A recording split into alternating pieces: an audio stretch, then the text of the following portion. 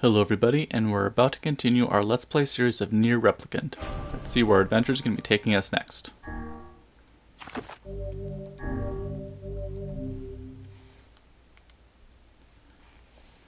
think we're pretty close to approaching the Shadow Lord very soon. Do wonder how that's going to go. We have not seen Yonah for quite a while. Yeah, let's hop on in.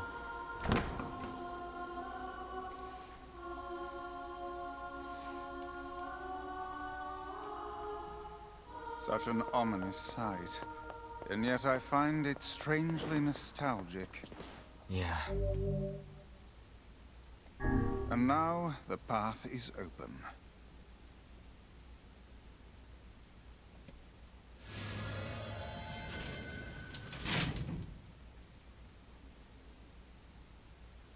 I do wonder what's waiting for us.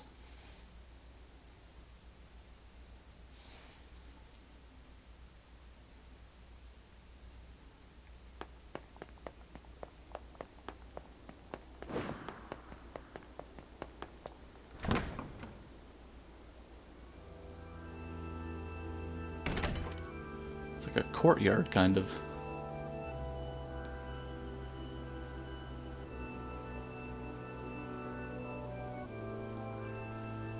Very peaceful, actually.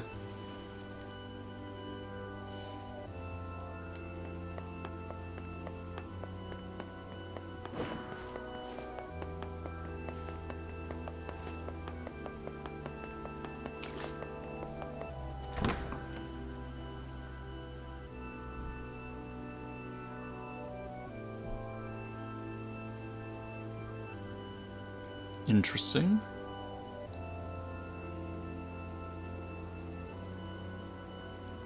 Huh. Must be some type of trick or puzzle to this.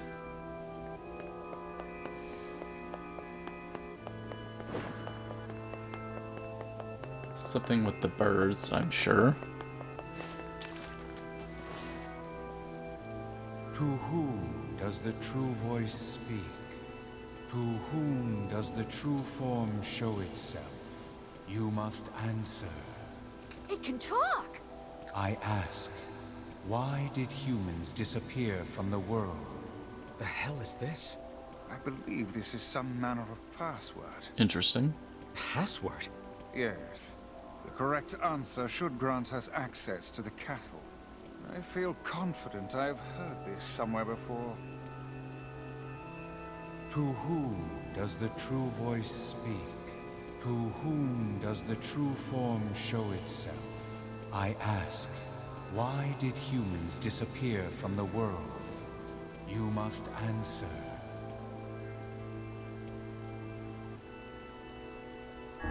I answer, because their lives are short.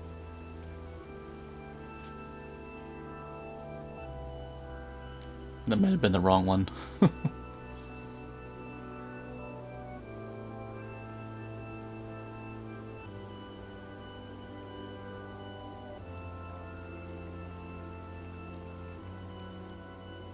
Okay, let's try that again. Blast. I appear to have made an error.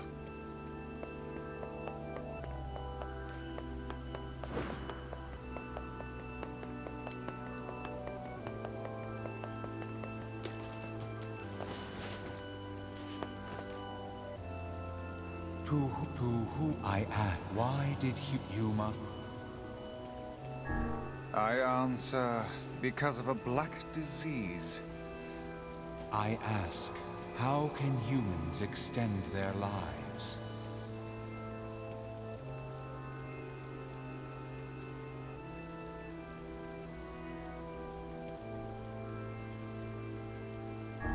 I answer, by separating body from soul.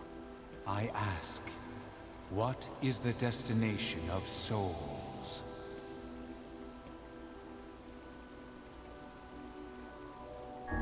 I answer, they are placed in their corresponding shells. Very well. You are acknowledged as master. You may enter. Well, that was interesting. Seems the way is open.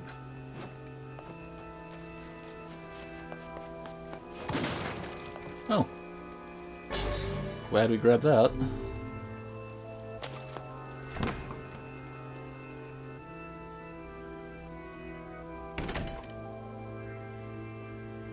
Oh my goodness, is that Popola and Devila? Was not expecting that. It's the twins from your village. Popola? Devila? What are you doing here? Hey, any chance you'll just go back to the village? Ooh, this is kinda... this is gonna be kinda rough, I think. This is a very dangerous place. Even if you can find Yonah here, you probably can't get her out. How did you get here? Shh. We're asking the questions right now. Well, that's kind of a shame. Friendly throughout the whole game, and then... apparently they are on the opposite side.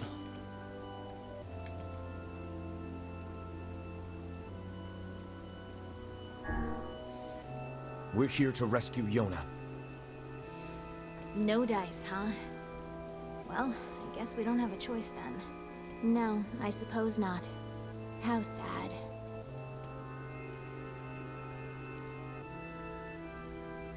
I wonder if they've been shades all this time. We didn't want to fight you. We really didn't want to.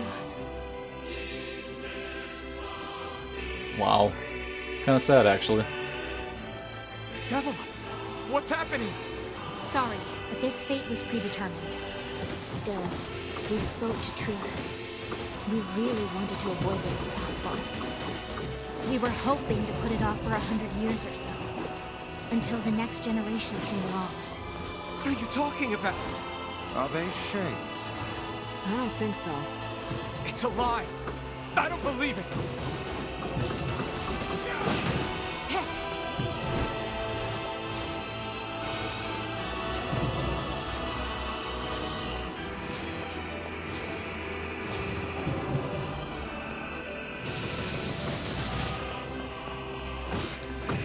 We never thought you'd grow to be this powerful. This is madness. Why do you block our path? You have no cause to speak so with us, Grimoire Weiss. You are a traitor. Let's grab a quick heal.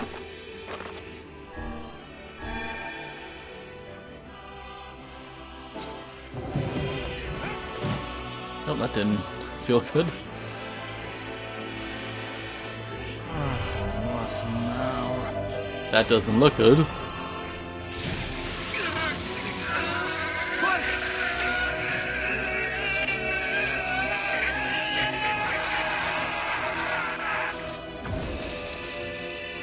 They copied my powers. Ah, shit on a shingle. They can use the sealed verses. Of course we can. The power came from us in the first place. You were simply loaned a small portion of it. Weiss! Are you alright? Devila! Popola! Why are you guys doing this? Why are you siding with the shades?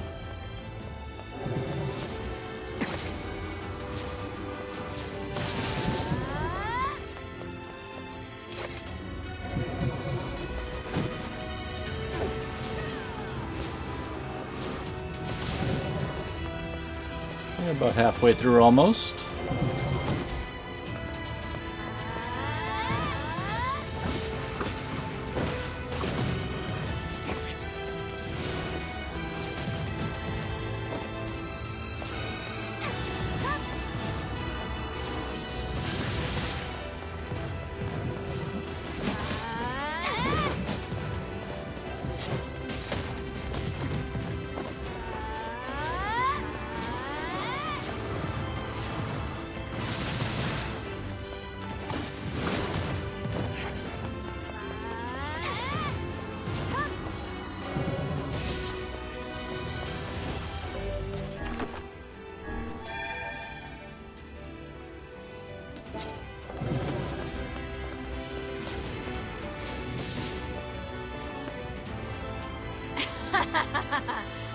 It's kind of an evil laugh, I guess. The answer to every riddle lies within the heart of the Shadow Lord. Shadow Lord? So you've been on his side this whole time? You must search for that answer yourself. You've got to face your own truth now. Please, enter the Shadow Lord's castle.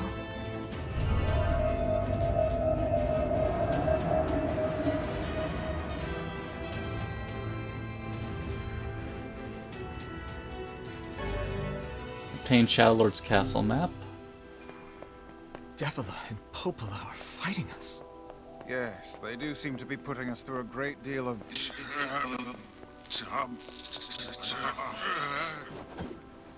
You okay, Weiss? So we could get a new weapon. Let's see if it's any better than what we've currently got. It's close, but not quite. How odd. For long years, my mind and tongue have been my greatest assets. But now the latter seems to be... Well, Weiss? do not look at me like that. I am Grimoire Weiss. I am perfectly... Oh, he's not doing well. There we go. I think I hear a waltz. Interesting.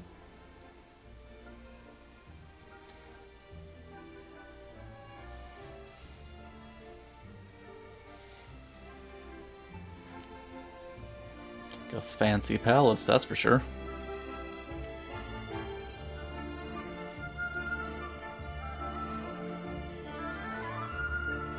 Was not expecting that. Makes you wonder what they are. It certainly is a grand affair. Bunch of dancing bastards. They're all shades. Oh boy.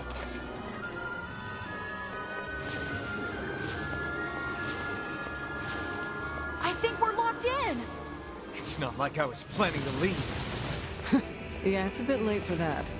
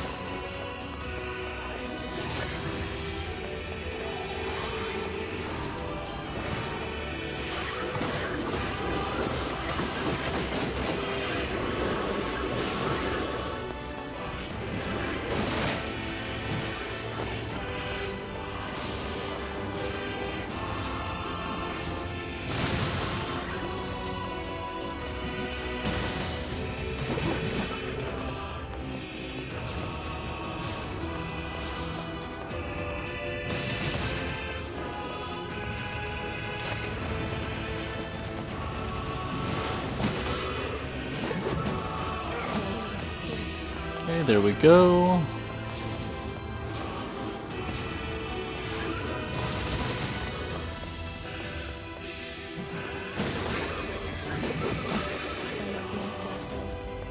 Okay, just one more.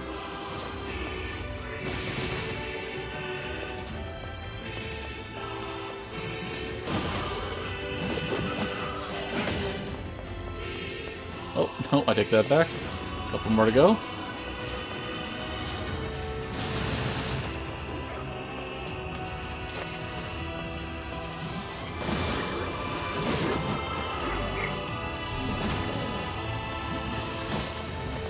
We got a new word here. Wonder if it's any better than what we got going on.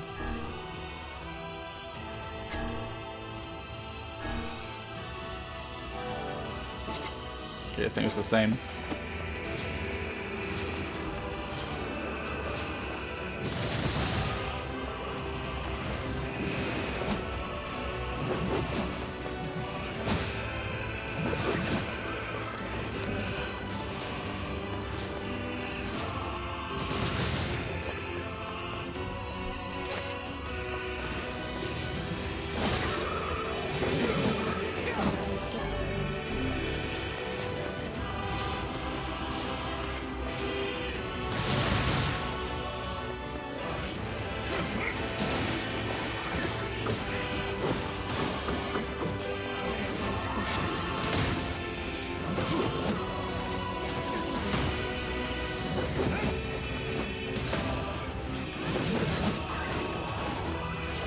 Okay, they look a little supercharged now.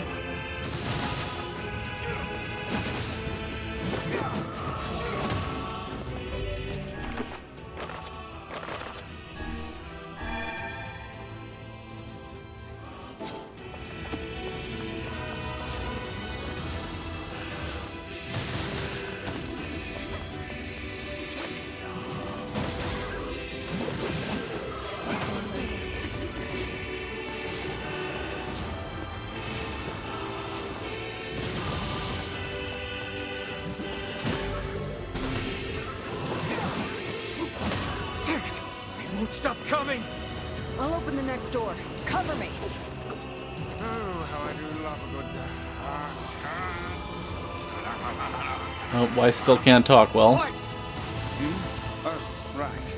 Protect the hussy, yes? Good Protect the... plan. Let's Oh go. my god. Protect Kaine. Still has a good sense of humor.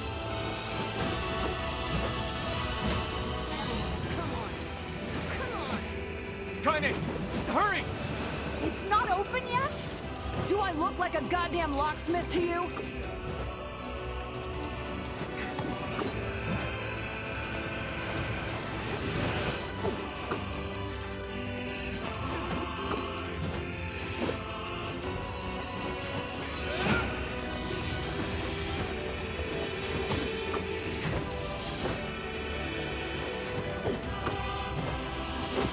They're very slippery.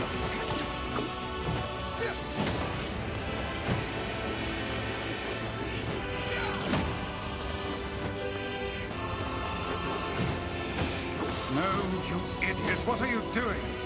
Lock doesn't want to open? Fine. I'll just break it down. Stop, you impatient fool.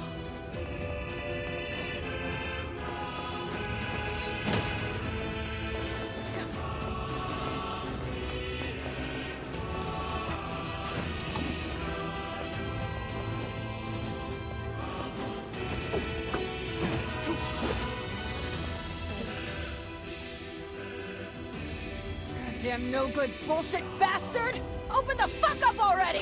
Ugh! Got it. Kaine, look out! That's not a good sign.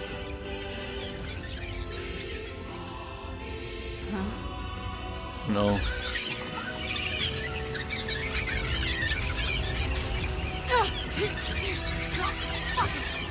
Definitely not good. Are they?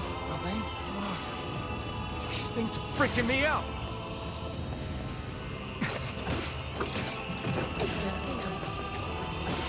Kaine! What's wrong? We need to help Kaine.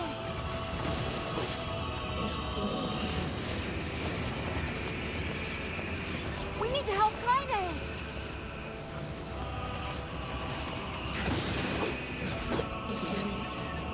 There we go. You okay? Yeah. Well, we got problems.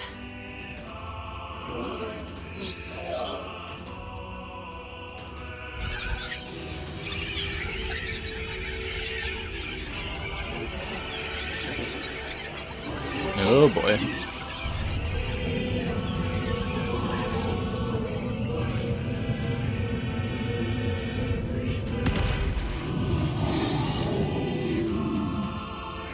That's an angry boar.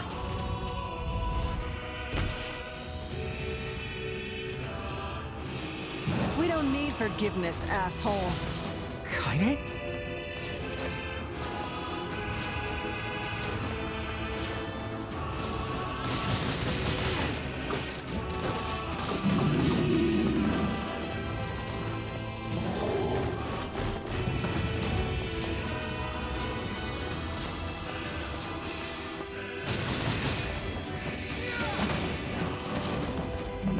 How should I know?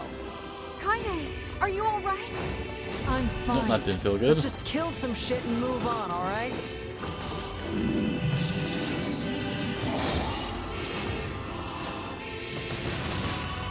Damn it! How can something so big be so fast?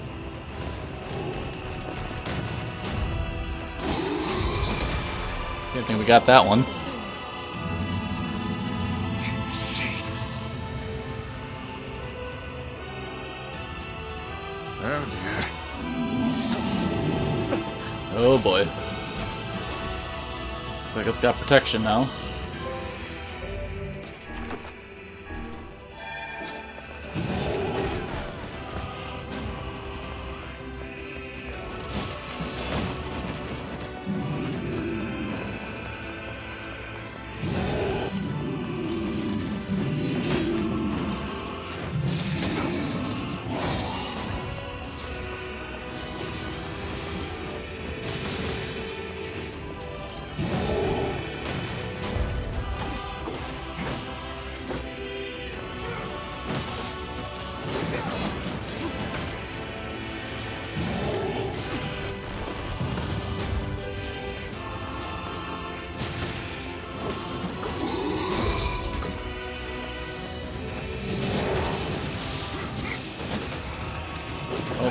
Re-heal, that's not good. Can you even hurt this thing?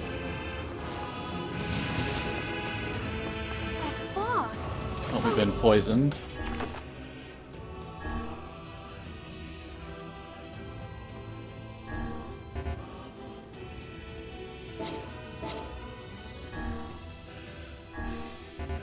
Can't use that. No! We can't stop now. Damn it. Stay focused, Kaine. Don't fall victim to such distractions. Come on! We have to keep going! Let's go!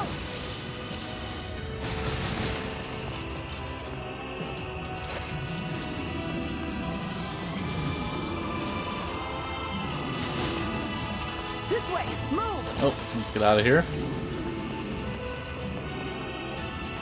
Whew.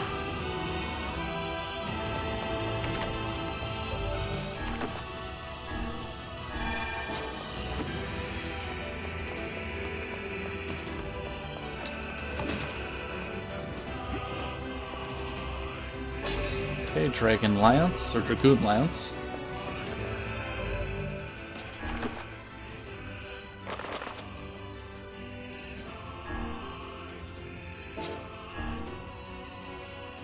That's a little less than what we got going on. Up here!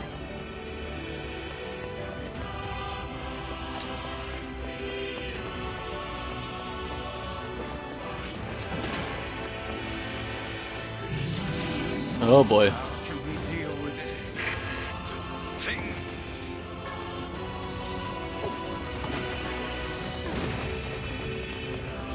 Please, hurry!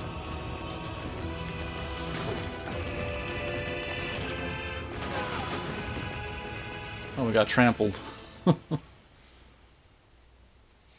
Guess we try again.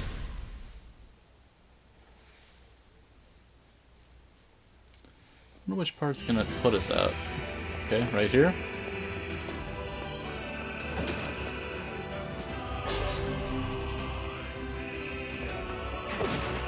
Up here!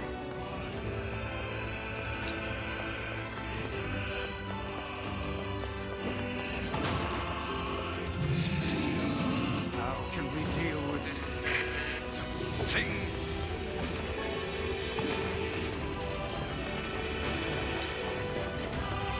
Please, hurry!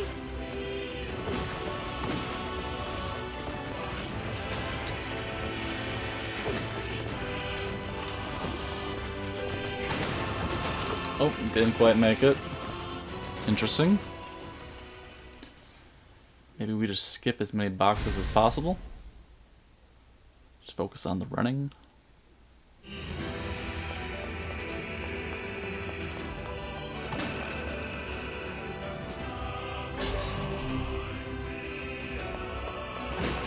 Up here!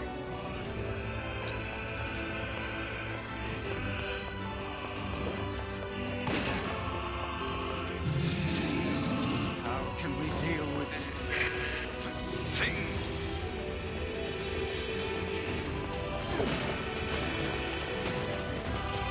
Please, hurry! Oh, simply it was faster this time. Interesting. I feel like there is a trick to that.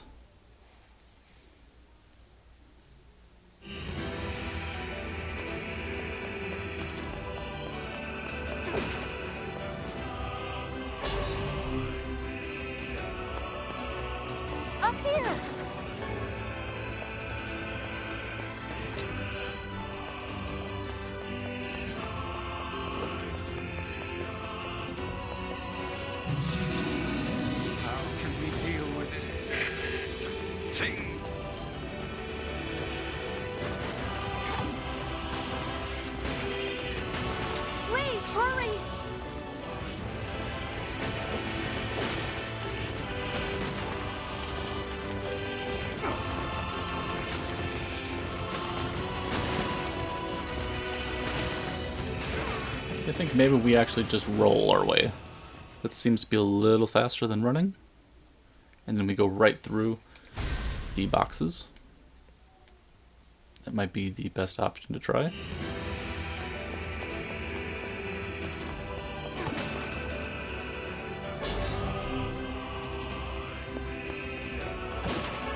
Up here!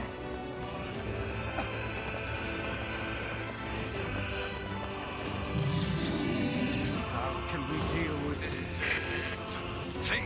Oh boy, maybe not.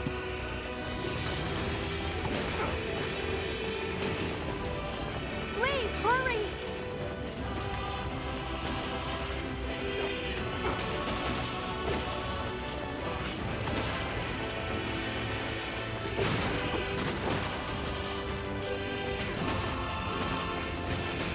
We're getting closer, I think. Oh boy. Whew. Just made it.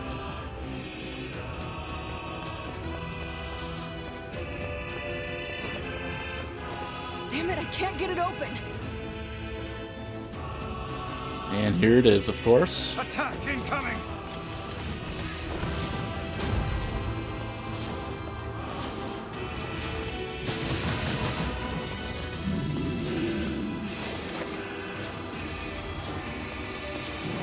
The entrance is locked too! It seems we are in a bit of a predicament.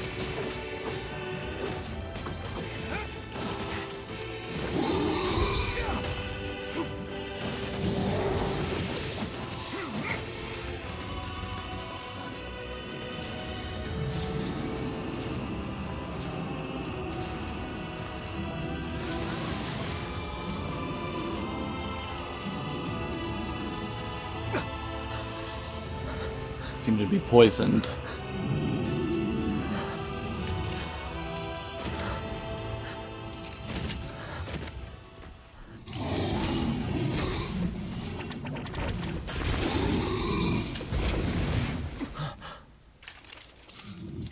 Oh, who's helping us? Oh, nice.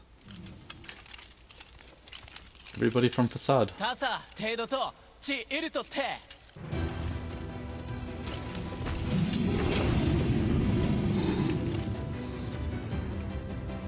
出槌汗ようり一旦おきっとだあらペルアと試練地無責音いらこくかつて What are you doing here?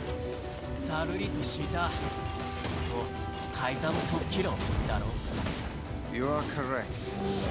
いやあらとて賛成体ルアリ割とてトラス感化しキーで But あらペルアとどんだ来て蹴り声さにあいやとさちちさったとな止めるた改ざむちと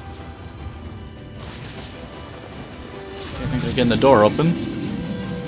That's it! Get out! えタッカー奇跡をあ Hey! Stop! Let me go! Stop it! Damn it! King, no! ギ後でアリクラーサあこ I'm not sure if the king's gonna make it through that actually. No! Open the door! You can't fight that thing on your own! あゆくくおたおきアルタビエト来るとこっちいる It's kind of sad actually. かてケタルイトエチケロアルテリアだせギウジ各石技師真鍮カレルタカイザンテラスあんだあらたてウラーヌペルアとチラーヌカイザントトラチ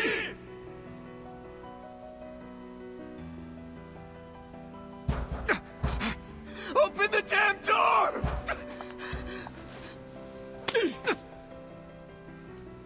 Knock it off already.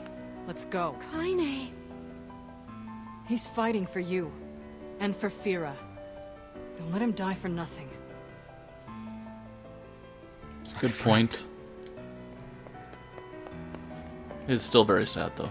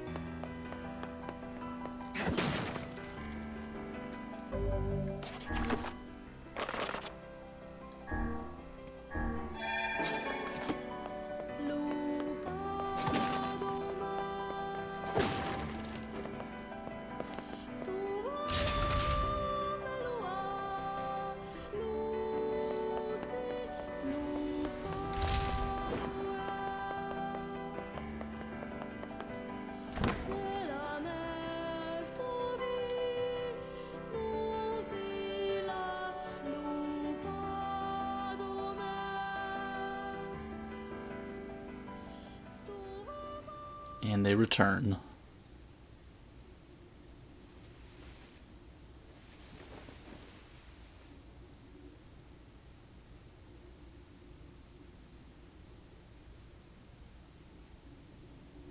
Devila. Oh, look. You made it. We've been waiting for so long. Why are you doing this? It began 1,300 years ago. Humanity, finding itself on the brink of extinction, undertook a last-ditch rescue plan called Project Gestalt. Gestalt? Do you still not remember, Grimoire Weiss? Then let's give you a refresher.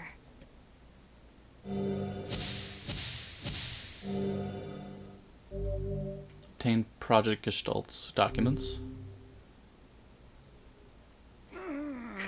Weiss! My mind. Yeah, Weiss is still not doing very well.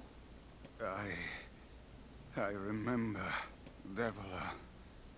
Opala. You are not human. In fact.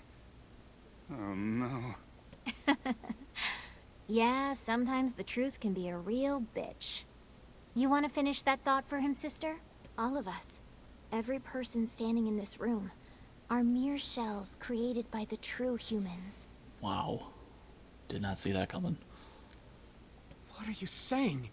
You still don't get it? You aren't human. Wow. So then humans, I mean, the true humans, are extinct? No. They still live on. You know them as shades. Each shade is a twisted remnant of what was once a human being. Crazy, huh? Now let's skip the part where you stand there with your mouths agape and just get down to business. Wait. Sorry, but we're gonna be needing that shell of yours. The rightful owner has been waiting for a very long time. I wonder if he is the shell of the Shadow Lord. Please don't be angry with us. We are only doing our duty. Yeah, we're kind of angry. Our endless existences have a single purpose: to control the lives of others in accordance with the will of the true humans. You have your own motives, your own desires. And we have ours. I fear it really is just that simple. Don't speak such foolishness. Sorry.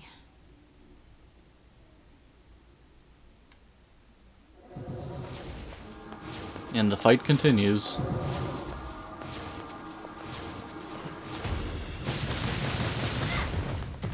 You and us, we're the same. Tools in the hands of a master. No.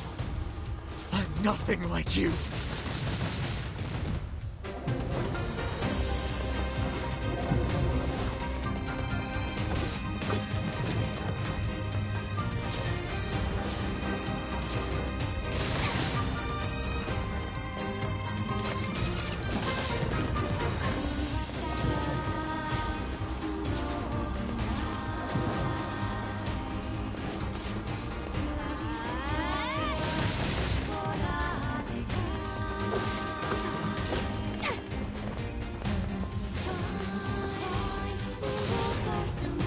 Getting closer here. I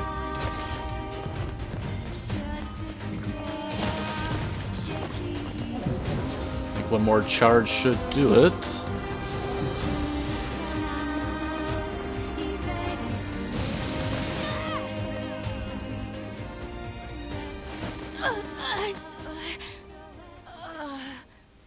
Devila? Devila?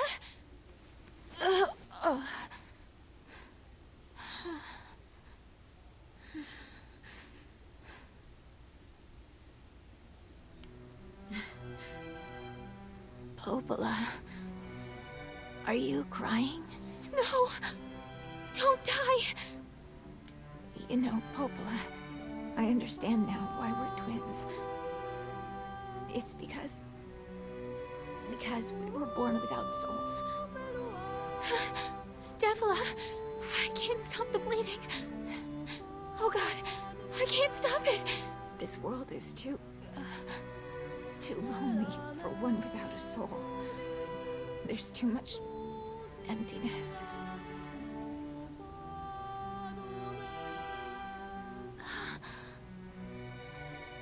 Our souls are missing. And yet somehow our tears still work. It's kind of weird. Sorry, sis. I love you. Devila! Devila! Don't you go! No, I can't be alone! Devila!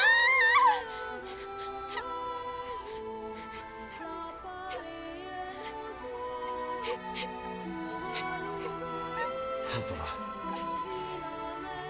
Let's stop this now. Stop? Stop? Now you want to stop? You think you have the luxury to stop? You cut down my sister like a goddamn animal and now you want to stop? Popola, wait! It doesn't have to. No one stops! It's way too late to stop! No one stops! Please, don't do this, Popola! You and Devila were like parents to me! Those two have watched the world wither for time immemorial. The cruelness of such a fate is difficult to imagine. I don't want to do this! I don't want to fight her! Stop bitching and start fighting! It's the only way! Oh. You want to get a heal up real quick here?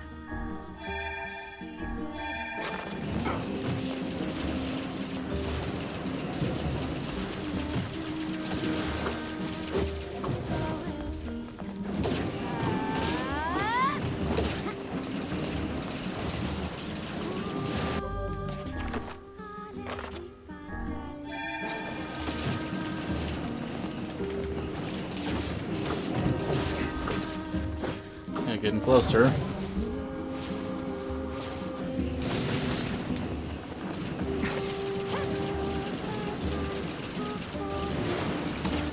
think we got her.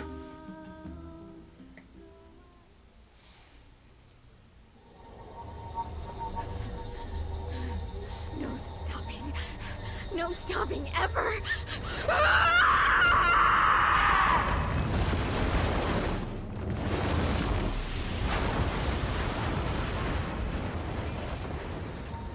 The bridge! Blast! We're trapped! I've got an idea!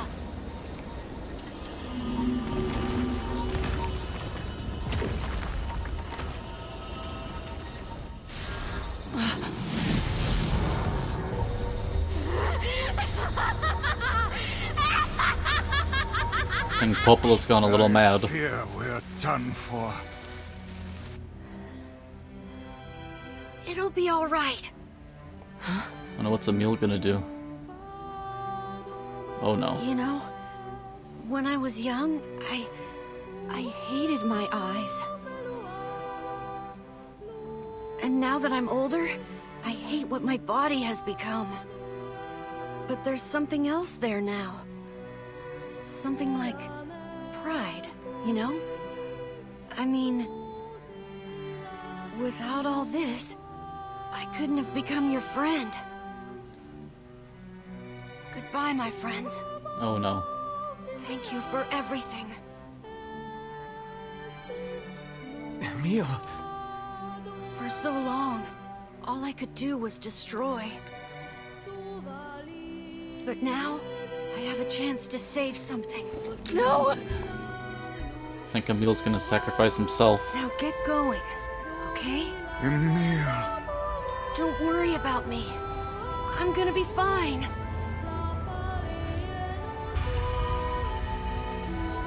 Emil! Emil! Emil! You jackass, get back here! Emil!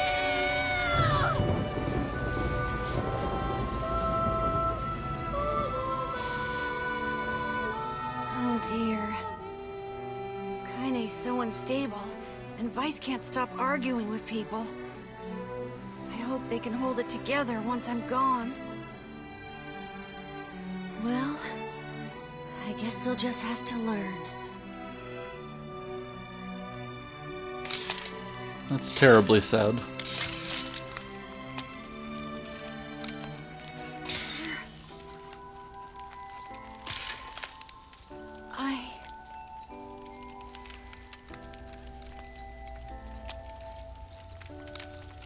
I want to see you again. I want to see all of you again. Just one more time.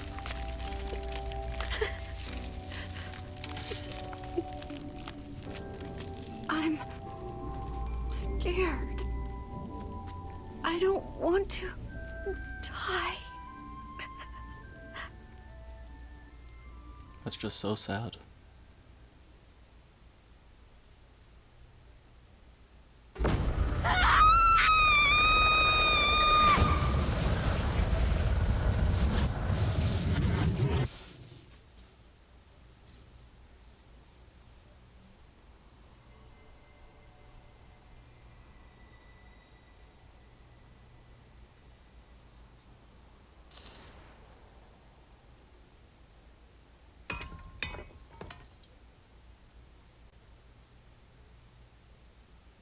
Poor Emil.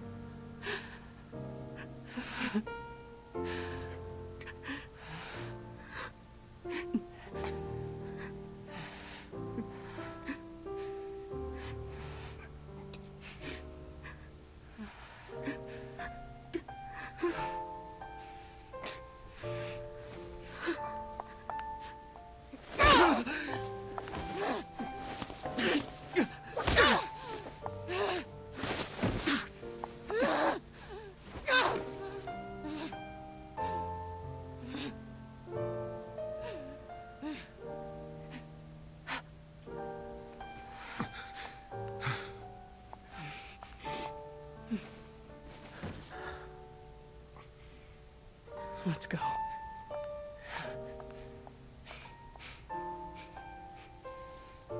Yeah.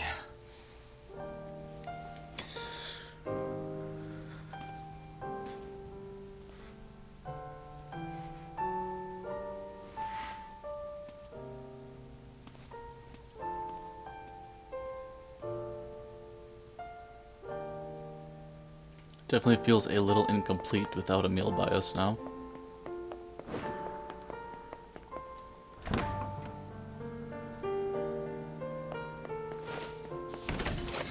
Oh, more shades.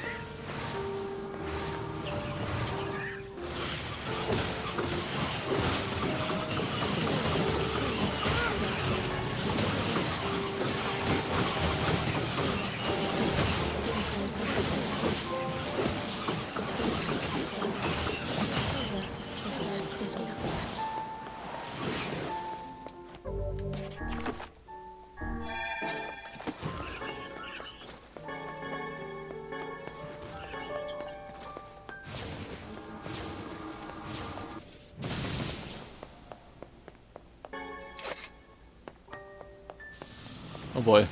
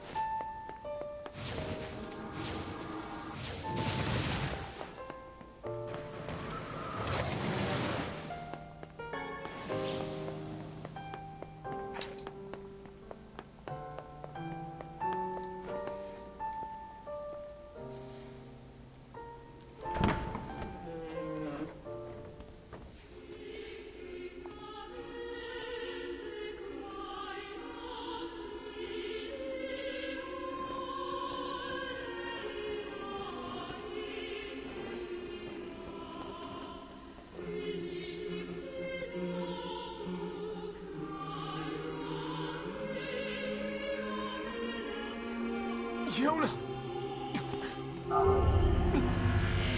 Oh boy.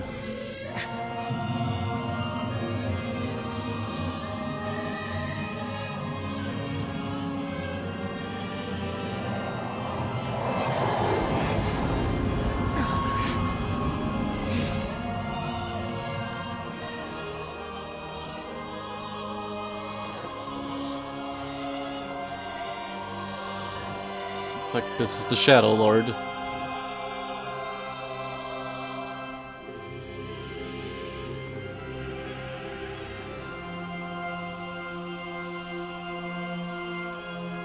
This ends here. Strike hard. Hold nothing back.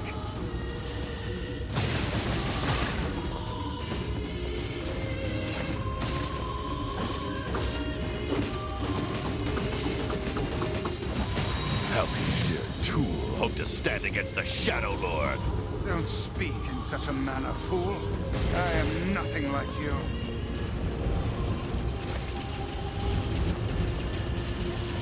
Strike it when it has... Watch out!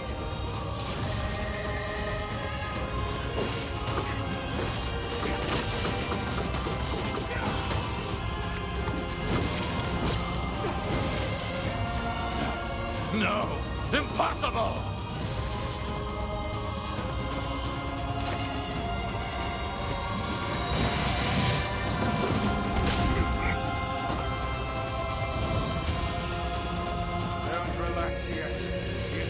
not over.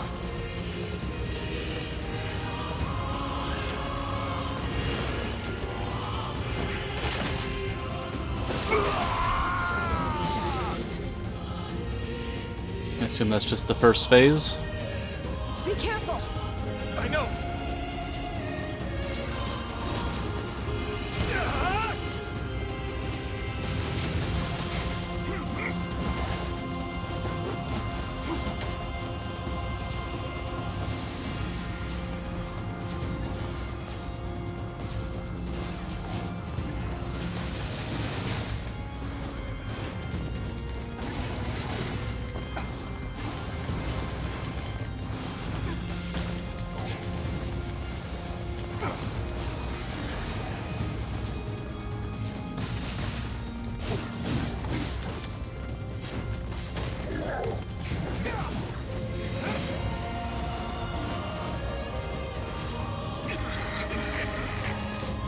Weiss, you alright?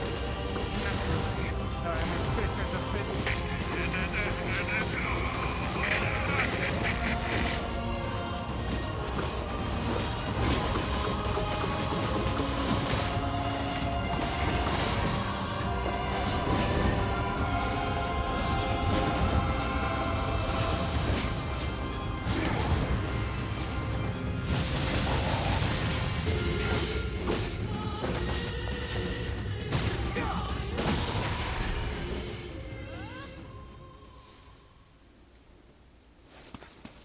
Wait. Yonah.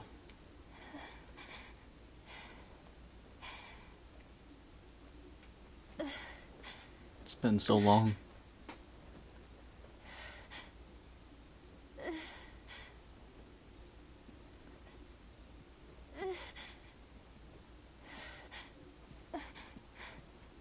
Brother?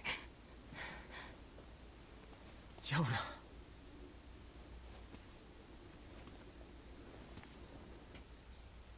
Oh my god. She walked right past us.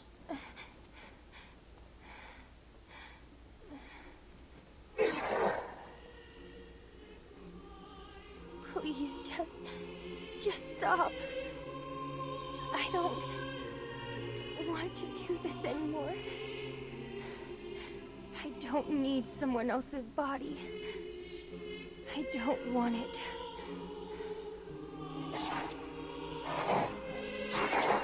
There's another girl inside this body. I can hear her. She won't stop crying. She says she wants to see her brother. Yonah's been possessed? This girl loves her brother too, just as much as I do. It's not right, you know? It's not right that she can't see him.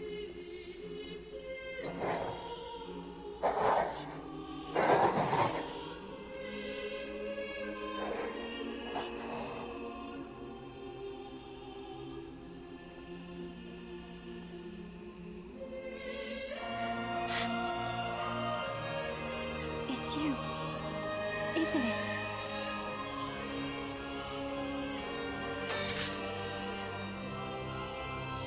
Yes, it's me. Let's go home.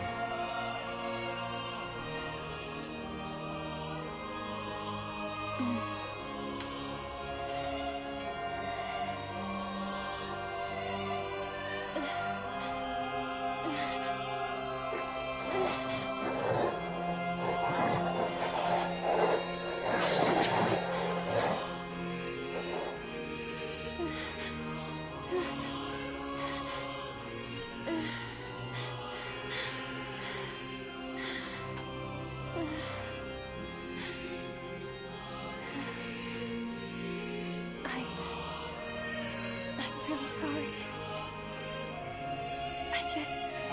I don't know what to... I'm so very sorry.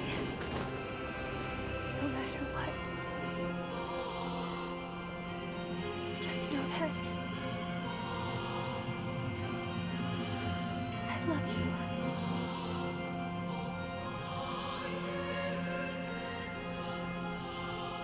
you. Wow.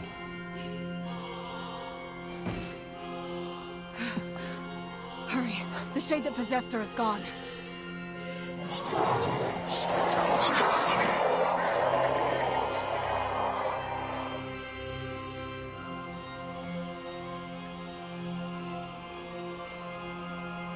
Kaine, watch over Yonah for me.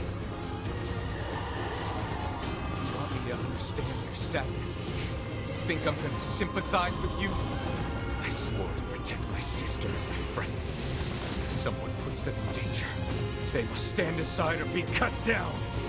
Now, Okay, we're almost through here.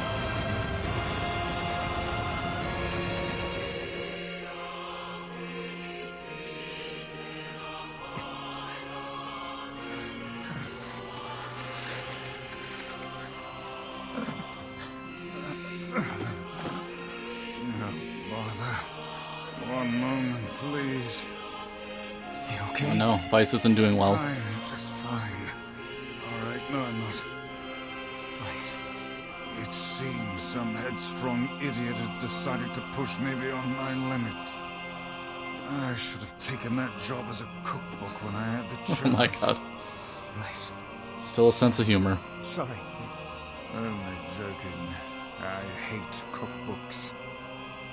But let's go. Out of the way. I have one final task to fulfill.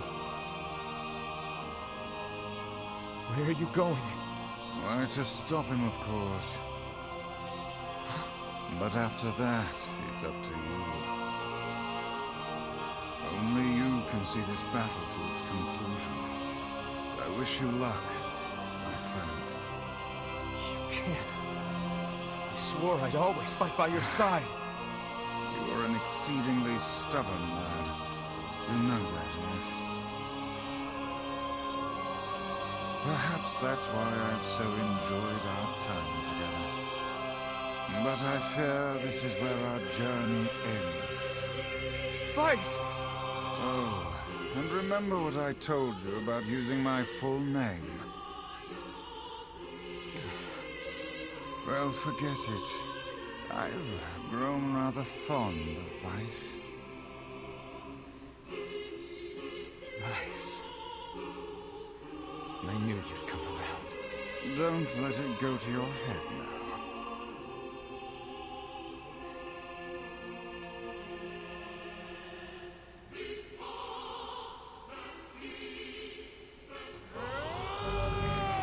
Grimoire Weiss has lost all of his powers.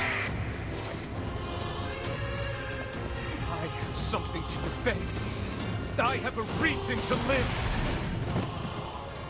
Let's get a heal right here.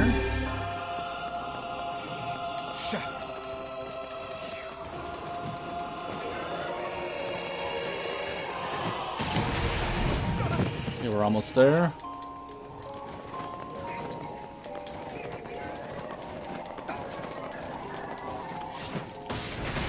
I think we got him.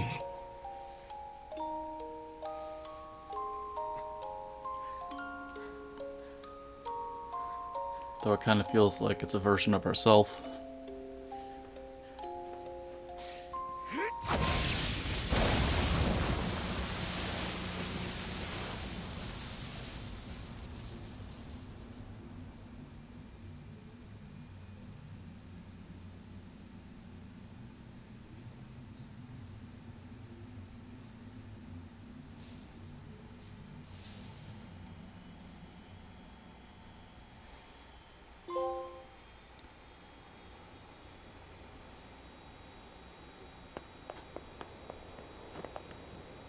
Yonah's not doing well. Right?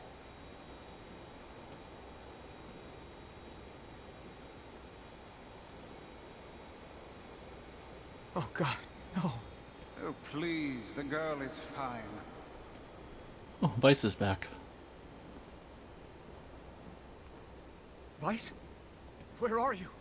Are you okay? I am as well as can be, considering I have lost my physical form. Doubtless my voice will be the next to go, so listen closely. Your sister is safe. Do not mourn her, and do not give up hope. Instead, you must call her back to you. How? Use your memories. Recall the times you spent with her. Present her with proof that the two of you live still, and that your lives have meaning. I don't know. Typical. But take heart. I know you can do it.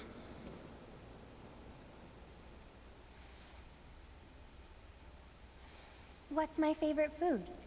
Cookies. What's my favorite book? That's my magic storybook. What's my favorite place? Home with you. What's my favorite flower? The lunar tear, of course. Okay, one more question. Who do I love more than anyone?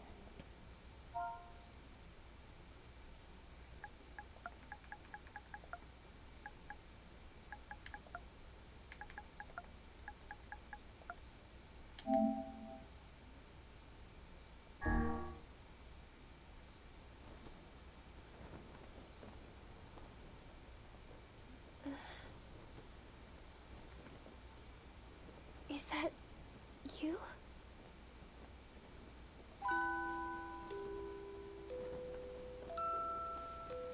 Yonah.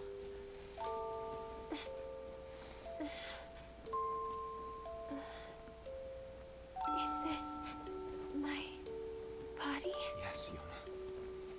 It's yours and yours alone. You look bigger than before. Like you've grown up. Well, yeah. I guess you haven't seen me for a while. Have I been asleep this whole time? Something like that. It's almost like I'm a princess from some fairy tale. Oh, Yonah. I'm so happy to have you back. Me too. Kaine. You and your sister, you have a good life, Kay? Where are you gonna go? Guess I'll... You could stay with us, you know. Thanks, but I'll pass. You know how it is. I got my own shit to take care of. What do you mean? Personal shit, alright? Anyway, take it easy, yeah? Kaine. Hey, look. It's beautiful.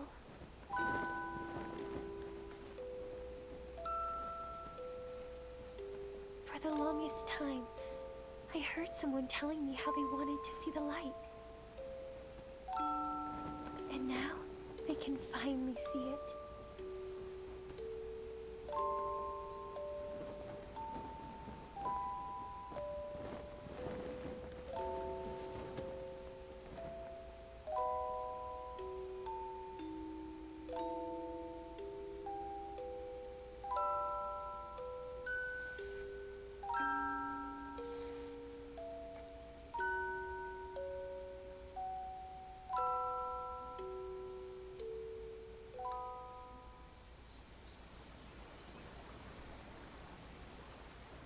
Wonder what happens to the village now with Devila and Popola being kind of out of the picture. Oh, we're young again.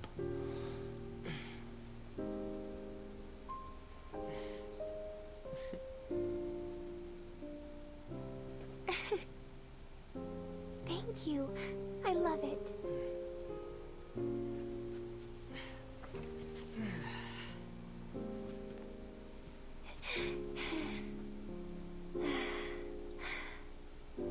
It's so sunny today. Yeah, it sure is.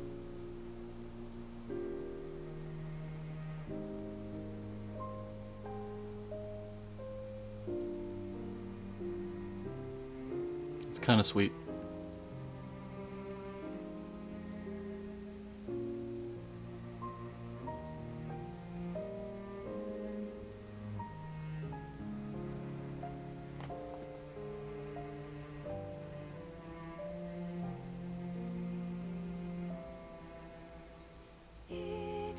Okay, I think we've reached ending A.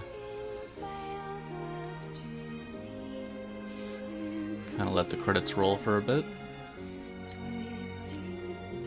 Now essentially this is not quite the ending of the entire game, this is just an ending. I believe to get the true, full NieR Replicant experience we have to go through endings B, C, D, and E, so we might still have a ways to go. But as far as wrapping up the first part, what an experience so far. Don't want to go too far into like a full-on review situation just because there is a lot left to look into. But definitely a beautiful world that's been created here with a very deep story. And amazing characters. I think they might be the best part of the story, is just the interactions between the characters. I guess we can potentially see... I don't think we can actually go through this, we just have to let it happen.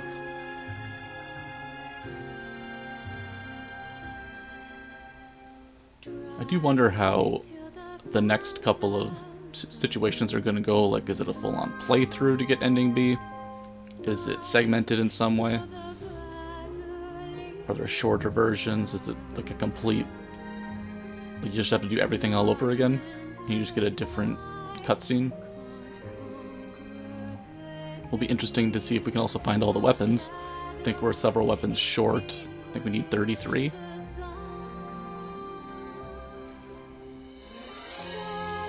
So I guess that's the main thing. If we can't get all 33 weapons, because I know we missed one, I think it was called Faith. Hopefully we can find that one in our second playthrough. I believe it is either in the Forest of Myth, or we can buy it in the Aerie. But without all the weapons, we can't get all the endings. So I do wonder if we'll be able to actually get to ending E if we don't find all the weapons.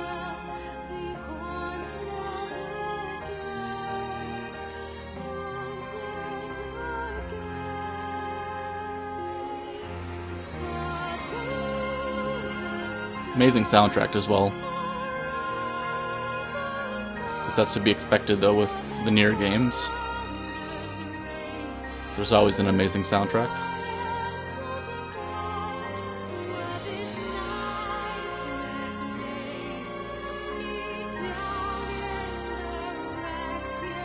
It does make you wonder what the extra content's going to be as well. Like, are there going to be different interactions for Emil, Kaine, and our main character? Are we going to get special secret dialogue? I assume some of that will happen. Potentially different boss fights. And we never really found out exactly what happened to the King of Assad. I assume he did not make it out of that room.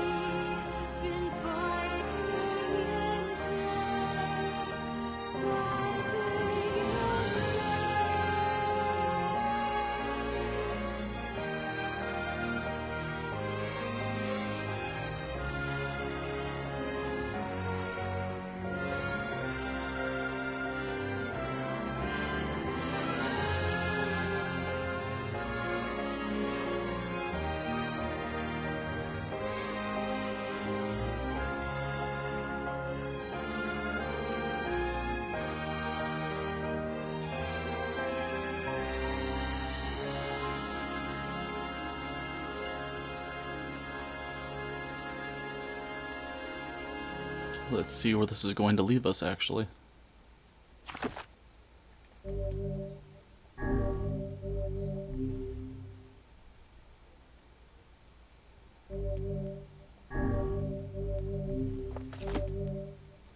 Exit the clear data save screen? Sure.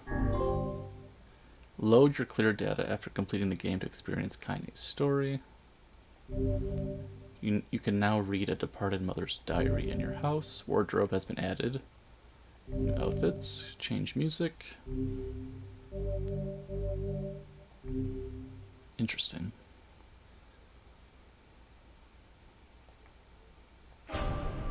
Let's just see where this is going to take us real quick. Continue.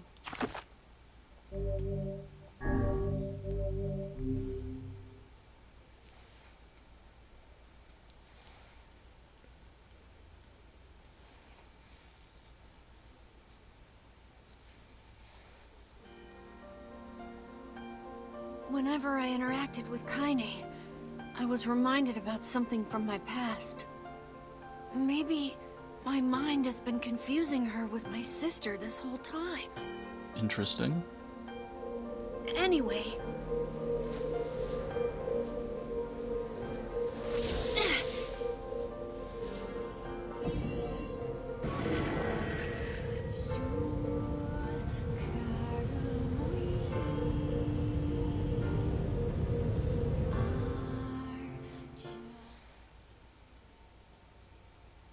Kaine's dreams. Discrimination. The sound of rain filled the village. The steep cliffs that surrounded the area magnified sound, causing even the slightest drizzle to rattle like a thunderstorm. Thin wisps of smoke streamed from huts as the villagers huddled in their homes and waited out the rain. A single child, however, had braved the downpour and was now wandering slowly toward the wooden, hawk-shaped weather vane at the center of town. The wanderer reached the vane, which had existed for as long as any could remember, and stared. The child's face was simultaneously delicate and fierce, like a teacup that had survived a shipwreck. Those traits combined with pale white skin to give the face an almost sexless quality.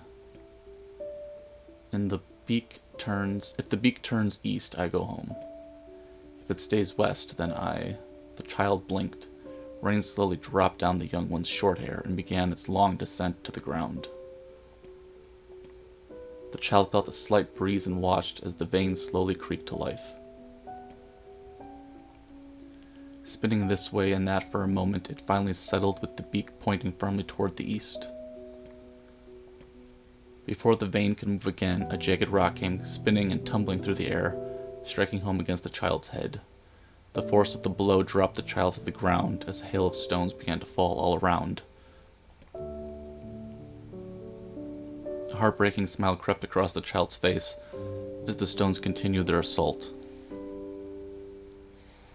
Through the rain, the sound of multiple footsteps grew louder before a voice rang out. "You-hoo, Kaine."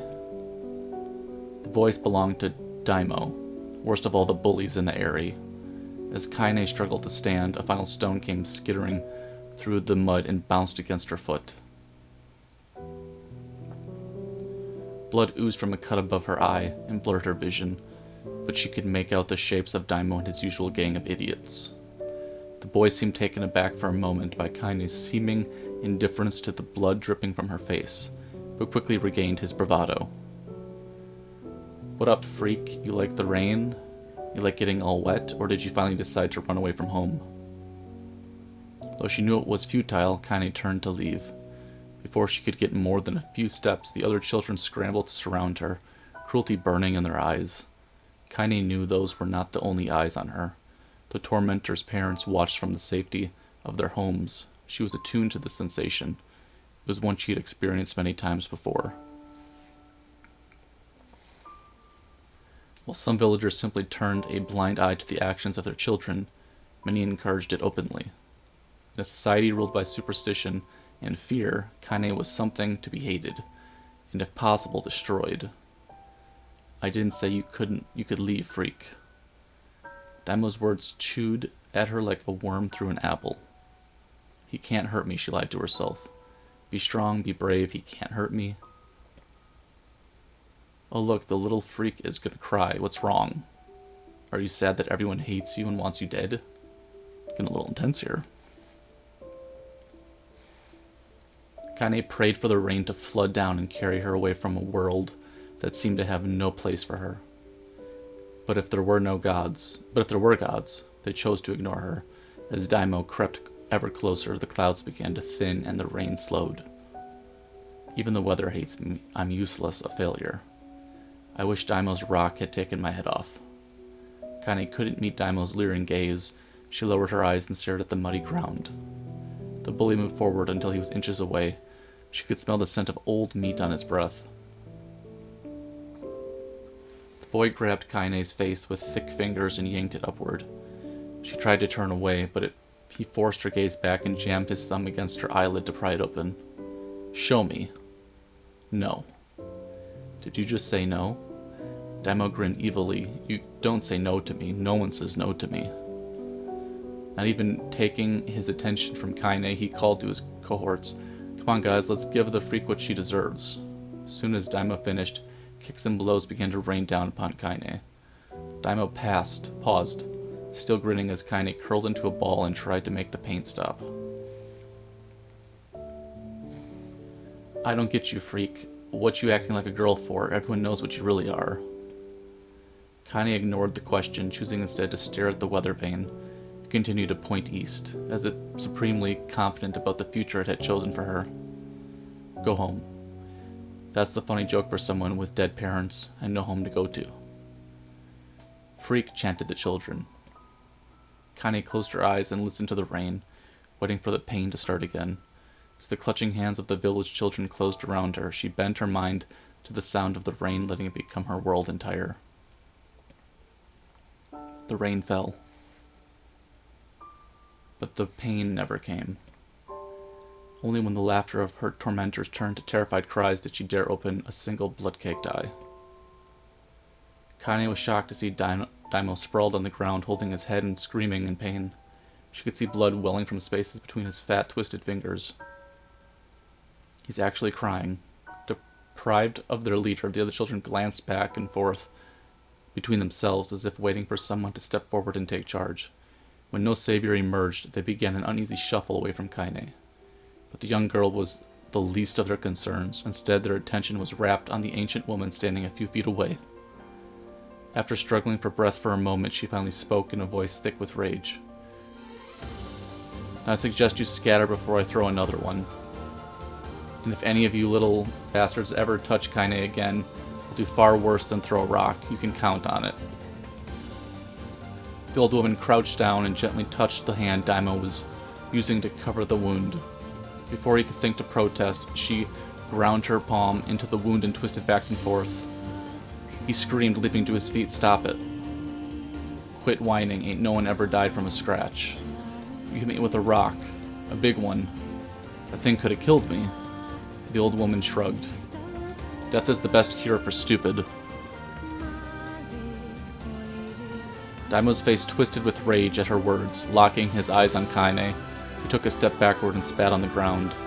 Get out, leave the village. No one wants you here, either of you. Seeing the old woman grab another stone, Daimo and his companions turned tail and ran. As they fled, the old woman grabbed her side and barked out a single laugh. Look at the fat boy go. Guess he's healthy enough to run from a fight. The woman's smile faded as she turned her attention to Kaine. Kneeling down, she removed her shawl and placed it around the young girl's shoulders, then produced a cloth from the folds of her dress and began blotting the blood. Kaine, why didn't you fight back? You're stronger than that. The words of her grandmother stung Kaine as she turned away. Don't be nice to me, she said. I don't deserve it. Nothing matters anymore. Her tears, held in check for so long, finally began to fall on the muddy ground. Everyone hates me. They think I cause bad things to happen. They think I'm a freak. I wish I was dead. As Kaine's tears turned to sobs, she felt her grandmother's hands on her shoulders. Despite her advanced age and diminutive size, she was a woman of surprising strength, and Kaine found herself unable to turn away. Don't talk like that, girl. It's a river wide and deep that flows between the realms of this world and the next, and it grants no mercy to any that attempt to cross him. You got a duty to fight until your last breath. Understand? The old woman tightened her grip and tried to still the tremor in her voice. You know the pain of losing someone close to you, Kaine. You know because you survived it. As the words hit home, Kaine was struck by the force of her love for the old woman. As a young child, she didn't even know her grandmother, but when her parents died, the woman quickly accepted her as her own. Grandma, as Kaine called her, was cunning, vulgar, and quick to violence, and their first few years together had not been easy. But with each year that passed, Kaine and her grandmother had grown closer. However, it was only now, sitting in the mud with tears and blood caking her face, that Kaine truly understood the depths of her affection. Here was a woman who had seen hard times, who had seen death, who had fought through all these things and somehow emerged on the other side. If anyone could understand Kaine's pain, it was her. Do I make you sick, Grandma? Of course not. Kaine drew her grandmother's moth-eaten shawl around her body and shuddered. But my body, it's not normal. If I was normal, then Mom and Dad wouldn't. Hush, interrupted Grandma. I'll not hear another word of that nonsense. You're my granddaughter and I love you. And if folks have a problem with that, they can just go to hell. With that, the old woman reached out and placed a wreath of dried flowers in Kaine's hair. The skill it took to bend the flowers without breaking the stems or losing a single petal was remarkable, and the beauty of it made Kaine want to cry all over again. Oh my gosh, these are lunar tears. Grandma, you made this for me? Lunar tears were legendary flowers. Most people could live their entire lives without ever seeing one, and yet her grandmother had somehow collected a dozen or more. Kaine reached up and touched the wreath as if she couldn't believe it was real. Where did you find these? Just stumbled on them when I was doing the shopping. The old woman turned away as she spoke, leaving Kaine to suspect that the search had been more difficult than she was letting on. The pains she took to construct the ornament, let alone track down the flowers used in its construction, made Kaine's heart hurt. She reached up and gently adjusted the wreath, admiring the way it felt between her fingers. Didn't quite turn out right, said her grandmother as she squinted at it. These old hands have trouble with delicate work, but it sure looks good on a pretty girl like you. Kaine blushed and turned away. You think I'm pretty? Of course you are. What a fool thing to say. Thank you, Grandma. Her grandmother smiled. We're gonna be fine, you and me, she said. Long as we got each other, we'll be just fine. Kaine took her grandmother's hand in hers, and the two of them struggled to their feet. As they began the long walk home, Kaine gripped the hand with all her might, as if trying to stop smoke from drifting away on the wind. The rain had stopped. Kaine stood beneath the weather vane, watching it spin in lazy circles, no longer caring about the direction it faced when it stopped. I don't need to escape. I have a home now. Grandma loves me, and that's enough, even if it's us against the world. Kaine let her gaze drift up past the vane into the cloudy sky. The last faint hints of a rainbow were slowly fading. As she turned and headed for home, the light scattered into a million particles and vanished, seemingly taken away on the breeze. Kaine's dreams, daily life.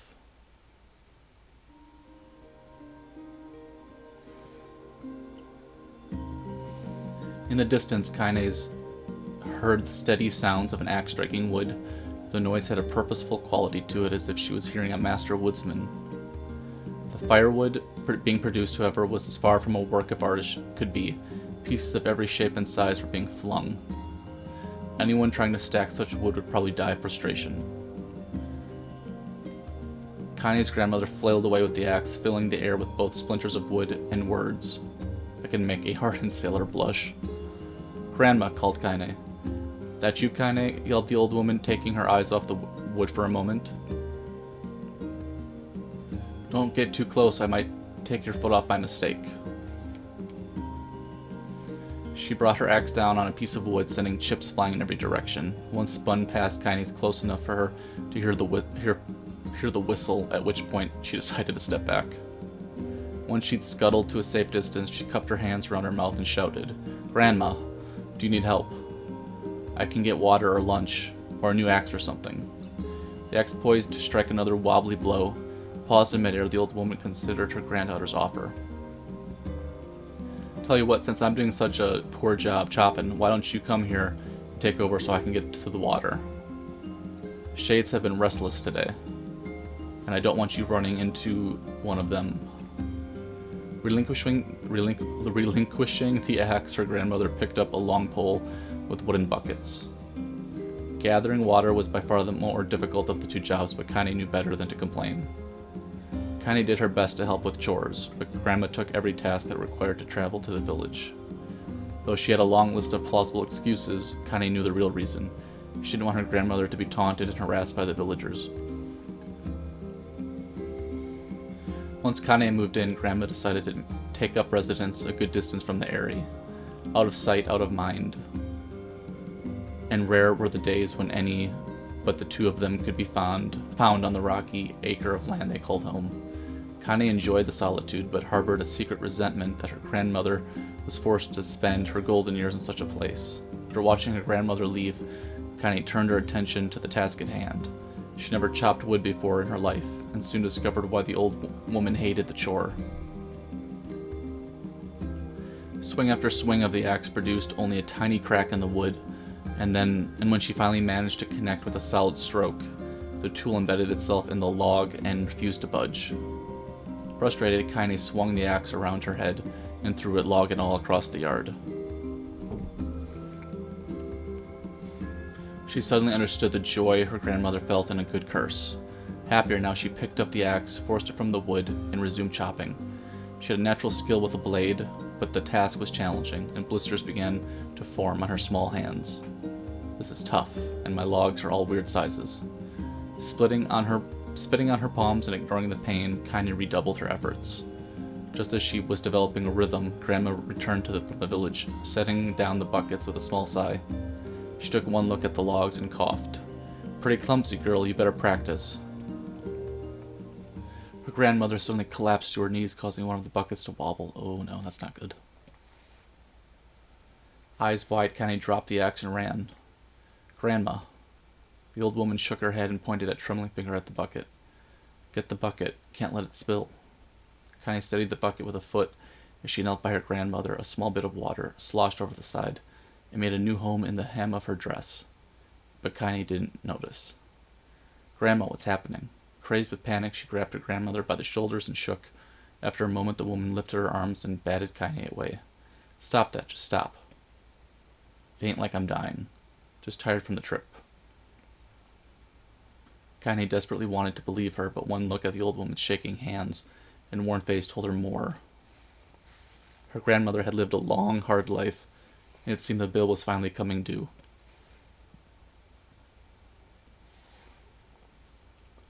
The time when her grandmother watched over Kaine was ending, sooner than either of them had feared.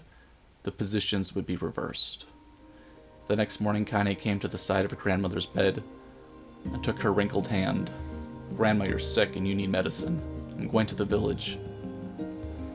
The old woman shook her head and tried to rise, but Kaine gently pushed her down. "It's all right," she said. "I'll be fine." Her grandmother fixed her with a gaze that could melt steel. After what seemed an eternity, she finally lowered her eyes and sighed. "Well, I don't like it, but I guess I should quit being so stubborn and let you grow up." The old woman watched as Kaine strapped on her boots and made her way down the road to the village. Hours later, as an unseen sun made its way across a dark and rainy sky, she was still watching.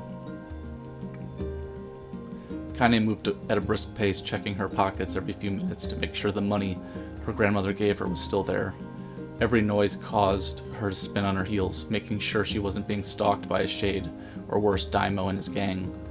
But she encountered neither tormentors nor shades, and Kaine finally found herself at the entrance to the village. The few adults she could see glanced sideways at her, muttered to each other behind raised hands before slinking into the shadows. Her heart racing, Kaine took a series of rapid, shallow breaths and tried to calm herself. "I have to prove myself. I have to help Grandma. I have to be strong." She chanted those words to herself over and over. Finally, her eyes settled on a rotund older woman who was angrily waving her arms in the air and telling anyone who would listen exactly what she thought of Kaine's presence. "Hey lady," said Kaine with a bravado she did not feel. "Where's the apothecary?" The woman's flabby cheeks shook in bewildered anger. How dare this thing speak to me? They seemed to say, but Kaine saw that her eyes held a different emotions. Fear. Yeah, we're both scared, lady. Trust me on this one. Which way? The one pointed at a small building to her right before hitching up her dress and stumbling off in the other direction. Kaine cringed, expecting stone to come flying from the assembled crowd, but none came. Her mind was filled with a strange sense of pride as she made her way to the apothecary, but the new emotion had little time to take root, for as soon as she opened the door, she noticed a familiar customer at the counter. It was Daimo. He'd clearly been sent here on some kind of family errand, because his gang and followers was nowhere to be found. Oh my, he sputtered. What are you doing here? The insult was delivered without force, and Kaine happily ignored it, stretching on tiptoes to see over the counter. She asked the shopkeeper for medication. Barked Daimo. Finally keeled over, huh? Go to hell, Daimo. The boy's eyes grew so wide they seemed ready to fall out on his head. Before he could let fly a comeback, or worse, a punch, the apothecary told them to knock it off before he kicked them out. Daimo slunk on the shop, cursing Kaine under his breath. Once he was gone, she allowed herself to breathe once more, taking a brief tour of the shop while the owner prepared her medication. Countless tiny bottles filled the cramped store, each with a label written in some indecipherable language. An ocean of aromas assaulted her nose, creating a scent that was exotic, but not altogether unpleasant. Seeing such a variety of supplies gave Kaine a sense of peace. Surely in a world so vast, there would be a place that she could call home. On the far wall behind the counter rested a portrait of a stunning young girl. The picture had once contained bright, vibrant colors, but time had worked its cruel magic, and they were beginning to fade. You like that picture? Kaine turned to find the apothecary with a small vial of medicine in his hand. His eyes were gentle but sad, and they seemed to stare through her into nothing as he spoke. That's my daughter. I sketched it when she was just a little girl. She's been dead a long time now. Kaine didn't know how to respond. She just stared at the portrait. Pictures are wonderful things, continued the shopkeeper. They let the ones closest to you live on forever. He shook his head slightly, then looked down at Kaine and smiled, handing out her medicine. He reached into the sizable green apron and produced a handful of old wax crayons. You should have these. There's no one left that I wish to draw. Kaine took an instinctive step back, causing the shopkeeper's face to darken. Yes, I've heard the rumors about you, he said. It's a small village, and word travels quickly. Between you and me, I'm not sure which of them to believe, but I also don't think they matter much. I know your grandmother, Kali, and I think the way she was driven out of this town is just deplorable. Grandmother's name is Kali? Thought Kaine, suddenly. She was still mulling this new fact over in her mind as she reached out and gently took the crayons. Your grandmother is an old friend of mine, he said as Kaine scooted away yet again, and I owe her much. I wager she would like it if you drew a picture of her. Yes, I think she would like that very much. Kaine murmured a quiet agreement, but inside her heart was bursting. Never before had a villager treated her with anything but complete contempt.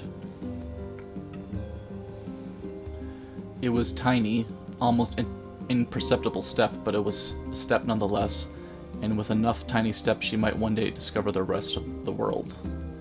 When Kaine returned home, she found her grandmother asleep in her bed. Her feet were blackened and raw, even bleeding in bitten places, leading Kaine to think that she had been pacing around the room until exhaustion finally caught up with her. She placed the medicine by her grandmother's pillow and turned to leave, but found the old woman's hand clasped around her arm. Back already? Asked her grandmother with a yawn. Come here, let me have a look at you. Grandma sat up and examined Kaine from head to toe, finally satisfied with nothing terrible had befallen her grandchild. She leaned back and allowed herself to relax. How was it? It was kind of fun, said Kaine with a small smile. No, seriously, it was. Fun? Asked her grandmother in a voice which implied she believed anything but. So anytime you need me to run an errand, just let me know. As she spoke, Kaine removed the crayons from her pocket. After a brief explanation of their source, she informed her grandmother that she was going to sketch her portrait. A portrait of me? Ridiculous. No one wants to stare at a wrinkled old crone. But Grandma, it'll make you live forever," said her grandmother, throwing back the sheet from her bed. "Living forever would just piss me off. I'll put those crayons away and help with dinner." But Kaine would not relent, and in the end, Grandma found herself leaning against the wall of their house as if posing for a master artist. Kaine took up the crayons, eyed her subject carefully, and set to work. Just as her grandmother was about to nod off, Kaine finished the piece. After staring at it for a bit, she released it from her grip and let it slowly drift to the floor. "It's terrible. It doesn't look like you at all." "I'm sorry, Grandma. I thought those crayons would, make drawing easier or something." The old woman's eyes narrowed at her granddaughter's disappointment. "Let me be the judge of that," she said, ignoring the pain in her back. The sketch could have been a person's face. It also could have been a boulder, a lump of clay, or an incredibly misshapen loaf of bread, all rendered in a chaotic array of colors. The old woman stared at the picture for a long time, then slowly wheezed out a laugh. "Oh, Kaine, you truly are my blood. You're as clumsy as me, and I love it." "Hush, I won't hear any more bull about how ugly you think it is. It came from the heart, and I'll treasure it always." True to her word, the old woman gave the picture a place of honor above the kitchen table. In the days that followed, Kaine would often catch her staring at the portrait with a strange smile, an action she interpreted as silent, mocking laughter. A week later, Kaine could stand it no more and asked of her grandmother to take down the artwork. "Posh," said the old woman. "I'll take this down when they roll me in my shroud." She pondered this for a bit, then turned to Kaine and dropped to one knee. "Listen to me, girl. Seeing this picture makes me happy in a way I've never felt before. And it makes me want to go on, so that someday you can feel the same happiness." It was a moment that burned itself in Kaine's memory, a perfect blend of pride and love and joy that came together to form a lifelong remembrance. She swore to never forget this moment, to never forget the old woman who had made her a place in the world possible. Time moves on, people and memories move in and out of a life like ghosts passing through a hall, but this moment will be different, Kaine swore, because I'll remember it forever. Forever. Kaine's dreams, separation.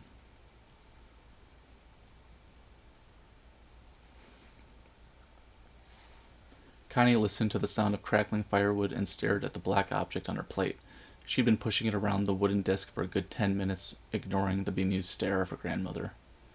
Finally, she summoned her courage and gave the object a brief sniff. A sharp, bitter scent flew up her nostrils. "Grandma, I can't believe you want me to eat a bug."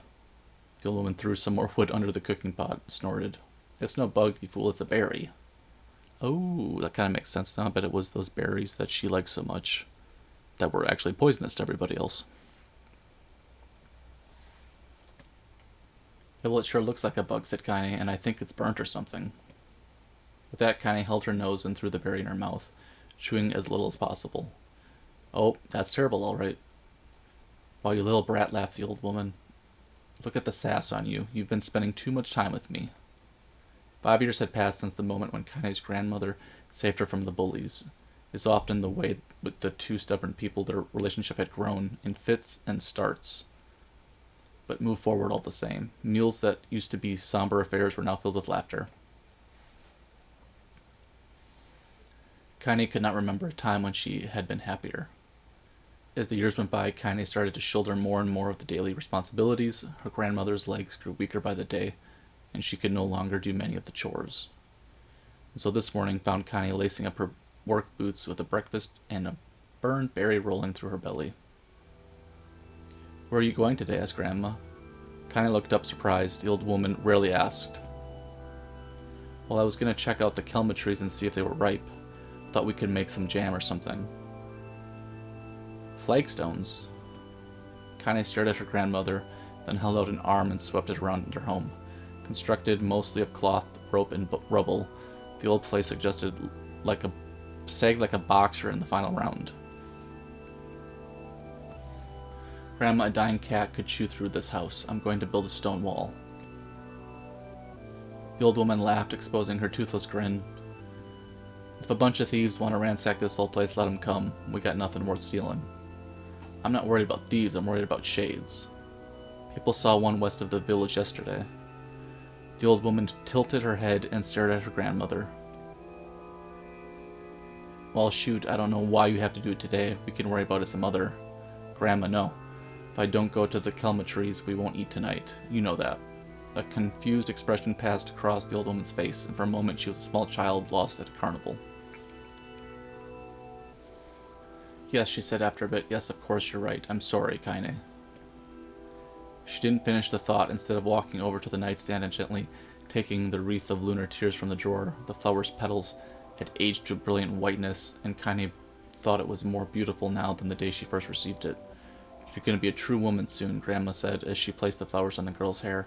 So that means less chatter about shades and building defensive walls and more talk about how beautiful you've become. Annoyed, Kaine reached up to remove the garland, but the look on her grandmother's face stopped her hand. You're a beautiful thing, and there ain't another like you in the world. I'm very proud of you. Okay, Grandma, that's enough. Such a mouth on you. Where'd that come from? Gee, I wonder. I'll teach you to sass me, yelled Grandma. Suddenly, she lurched forward and grabbed Kaine by the ears, pulling her around the room with a crazed grin. Grandma, yelled Kaine in a quaking voice. Grandma, stop it. The old woman stared at her and blinked, then slowly held her wrinkled hands, as if it was the first time she'd ever seen them. I don't know what happened there. I'm sorry, girl. Sometimes my mind just... Kaine thought the look on her grandmother's face was the most heartbreaking thing. Listen, she began, maybe I should stay home after all. No, I won't have you stay here to keep an eye on an old codger like me. You go get your fruit and your wall and whatnot. I'll be fine. And when you come back, I'll have a nice grasshopper dinner waiting for you. Kaine rolled her eyes, then kissed her grandmother on the forehead and made ready to depart. Kaine could feel the old woman's eyes watching her as she moved down the path. Don't turn around, she told herself. But at the end, the temptation was too great. She spun on her heel for one final look and saw a small, bent woman standing in front of a ramshackle hut with a sad expression on her face. God, she looks so old now. It's like the wind could reach down and just carry her away. Kaine worried about her grandmother all day, causing her work to suffer. What little fruit she could collect was tossed carelessly into a wheelbarrow, and she only found a couple of stones. Finally, as dusk approached, she decided to call it a day. Cursing herself and the lack of focus, Kaine pushed the nearly empty wheelbarrow back down the path. As she crested the final hill, she suddenly froze in place. The wheelbarrow fell from her fingers and collapsed on its side, sending a few pieces of wrinkled brown fruit. Her gaze was transfixed by a thick black cloud that hovered just ahead. Her grandmother's house was ablaze, the flames licking up as if trying to touch the sky itself.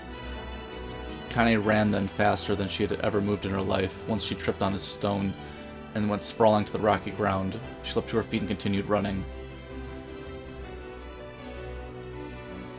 As she got closer and closer, Kaine's mind began to race. It's too dark. It's too dark. Can't be fire, too much smoke. Gotta save her, gotta save her. She burst into the front yard and came to a sudden halt. Her worst suspicion was a shade. Massive creature supported itself on 3 twisted feet and achieved balance through means of a large armored tail, scales, horns, and claws. That must have been the shade that we fought with Kaine in the beginning. In a random chaotic pattern, giving it the appearance of a lizard. Makes sense why she hated it so much now. Seeing Kaine, it let out a roar and flicked its tail, sending small whirlwinds spinning around the yard. For a moment, the creature retreated into a shimmering, inky blackness, as if her mind was unable to comprehend that such a thing could actually exist. Rotted meat and excrement, and the horror became real once more. The creature bellowed again, and this time Kaine responded with a scream of her own. All right, she thought as her scream echoed on the high cliffs around them. It's you or me, let's go. The shade eyed Kaine with bemused interest, then began looking from her to the house, back again. With dread building in her heart, Kaine glanced toward the house. Grandma. At the sound of her voice, the old woman began waving frantically. She's alive. Kaine's legs sprang to life as she raced across the yard toward the flaming wreckage of the house. Before she could advance more than a few steps, the shade opened its mouth and let out a powerful roar. The blast sent Kaine trembling through the air before smashing her against the rocky earth. Stars danced in front of her eyes as she tried to remember how her legs worked. As Kaine struggled to her feet, the Shade stomped toward the house and pinned her grandmother to the ground with the tip of a claw. The old woman struggled to move the claw from her stomach, but she might well have been pushing a mountain. She coughed briefly, sending a small spray of blood into the air. Kaine lurched to her feet only to fall back with a gasp. Her ankles were on fire, one or both of them were surely broken. Ignoring the pain, she screamed through her body. She began dragging herself across the ground, leaving a drunken trail of dust and blood. Grandma, hold on just a little longer. Her grandmother's face was turning blue, her eyes rolling back. Kaine pulled across the ground, maddening slowness, the distance seeming to increase. The Shade glanced between the two women and flicked out its tongue, its giant mouth turning up. Short, panting breaths belched from somewhere deep inside its core. She had no idea such a mindless creature could experience emotion. The Shade moved its claw slightly, allowing Grandma to breathe again. It was clearing, keeping her alive only to snuff her out when Kaine was close enough. Summoning all her strength, Kaine rose to her feet. There was a sickening snap from her right ankle as the foot twisted backward, but she forced it from her mind and began to hobble toward the monster. Pulling a knife from her pouch, she leapt on the foot that pinned her grandmother and plunged the weapon deep. Give her back to me. It was like the stabbing a rock. After a few swipes, the knife broke at the hilt with a dull snap. The Shade panted laughter again, then raised its tail and sent it rushing through the air. The young girl was lashed to its foot. Kaine never had a chance. The tail struck her square in the chest and sent her crashing into the burning wreckage. She lay on the ground with blood pouring from multiple wounds. A small, weak voice spoke up. Kaine's vision blurred, but she forced herself to focus. Finally, her eyes cleared enough for her to make out her grandma's hands reaching out to her through the smoke. Grandma. Kaine, you gotta run. You can't best this one. Kaine grabbed the hands and held on with all her strength.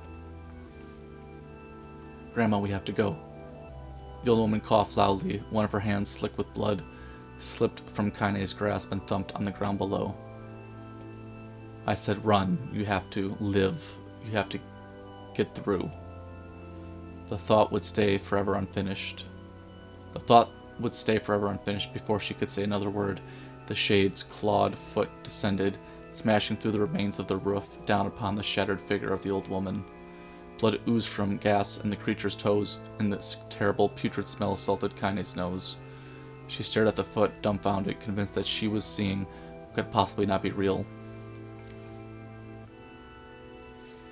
When the creature finally lifted its appendage, all that remained underneath was a twisted, unrecognizable mass of rubble and red. Her grandmother was gone. That is so sad. Kaine blinked, trying to feel the hands which had been in hers just a moment before. For a fleeting instant, she could remember the warmth of that embrace, the trembling of the fingers, but then the sensation drifted away. Memories flashed through Kaine's mind one after the other, faster and faster, till it became a meaningless jangle of noise. Kaine screamed then, a thunderous sound that echoed on the cliffs and seemed to roll away forever. The Shade eased forward, black ichor pouring from its mouth. The earth shook with every step as it crept toward its prey. Kaine's body slowly rose as if controlled by a mad puppet master. Her arms and legs were bent at impossible angles, her head lulled dangerously to the side, yet somehow she managed to stand. Staring at the Shade, her eyes began to glow with a deep red fire. The creature, so confident just moments before, took a slow, hesitant step backward, trying to discern that this broken human could possibly pose a threat.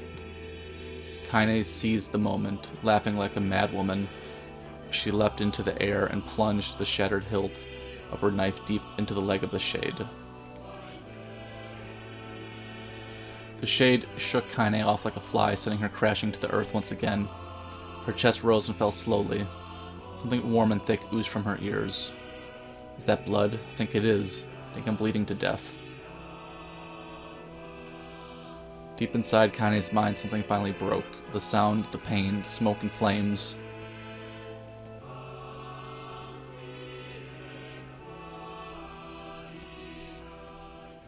As the spark that was Kaine slowly became to flicker and die, she felt her desire to kill and her desire to live blend into one. The distance between heartbeats grew longer and longer. Wow.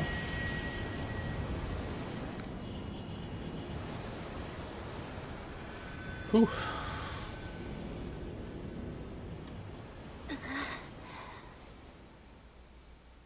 It's quite the life that Kaine lived. The beast approaches. Oh, I know.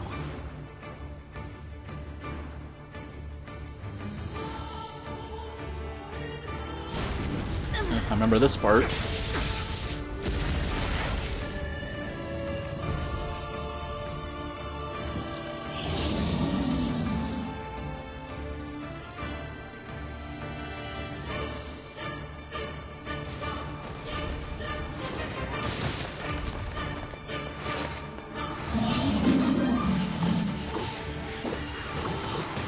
What anger this creature must have. How did it even survive these past 5 years? I'm not gonna let this happen again. It dies today. My sword feels lighter. It's not the blade, but the skill of the user. Strike it down.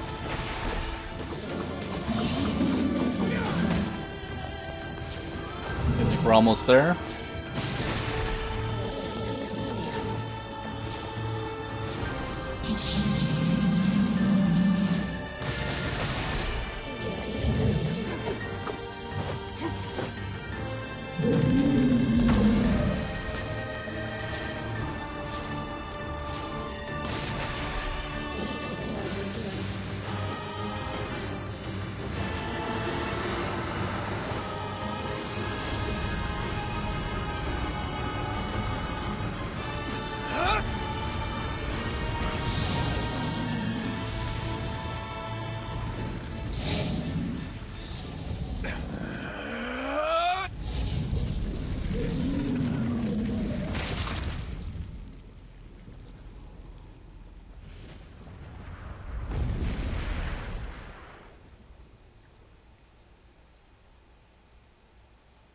Wow.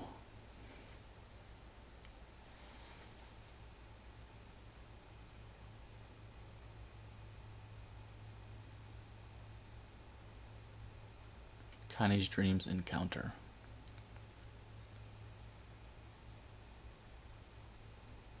This is gonna be a long episode.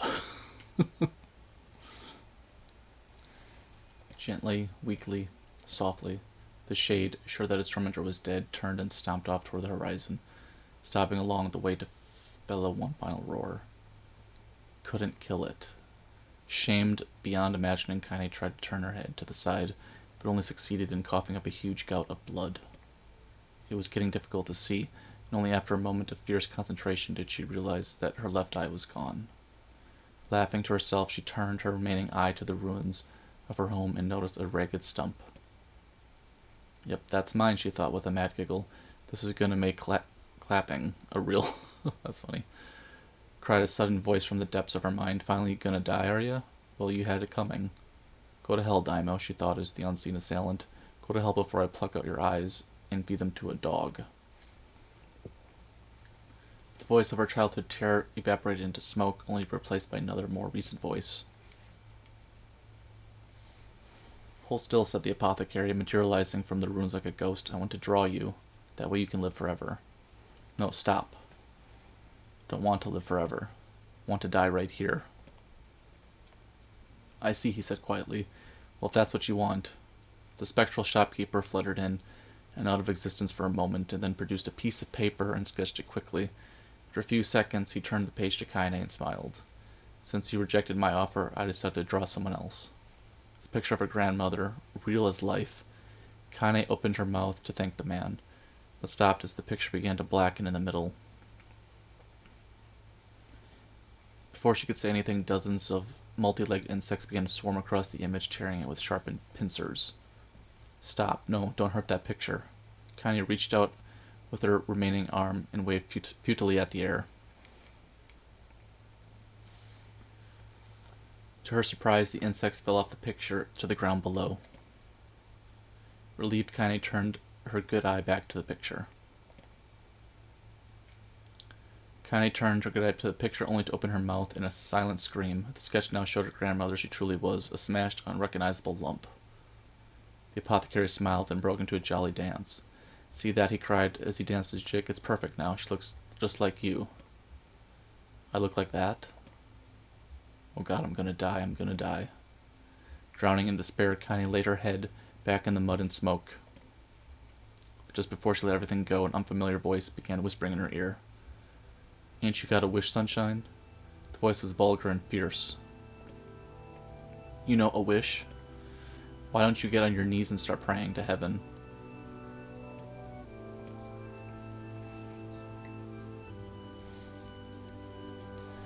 Kaine finally resorted to shouting at the voice with her mind. "I don't make wishes. I'm a curse, a freak. I should be left to die." The other voice boomed in her ears. Kaine glanced down and saw black, shiny substance oozing from her legs. The substance slowly crept around her feet.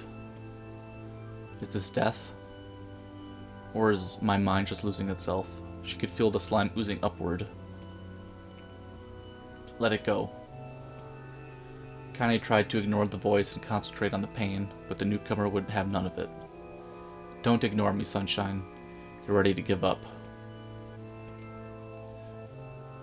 Now let me have it. Have what? Your body. Come on, give it to me. I want to stand on the ground, feel the rain, taste the wind." The voice paused. When it resumed, it was filled with mad, unabated joy. "And I want to take your hands and use them to choke the life out of people. I want to tear out their throats."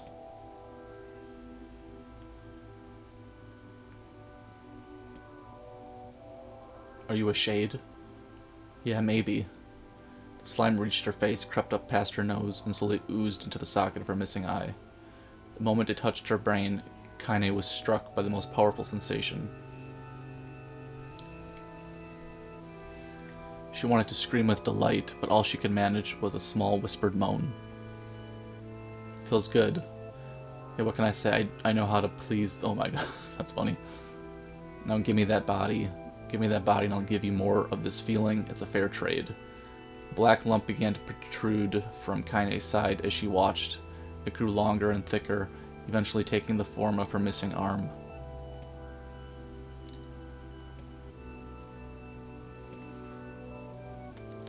The black ooze hesitated as if considering this request, then quickly shimmered down her body.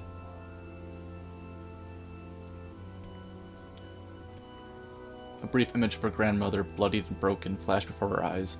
She saw the shade that had killed her and heard its mocking laughter. Kaine glanced down and saw a mysterious pattern, the pattern of the shades, burn itself into her left arm. "Well, I'll be damned," said the voice cheerfully. "Look at that, sunshine. I think you and me are going to be good friends now."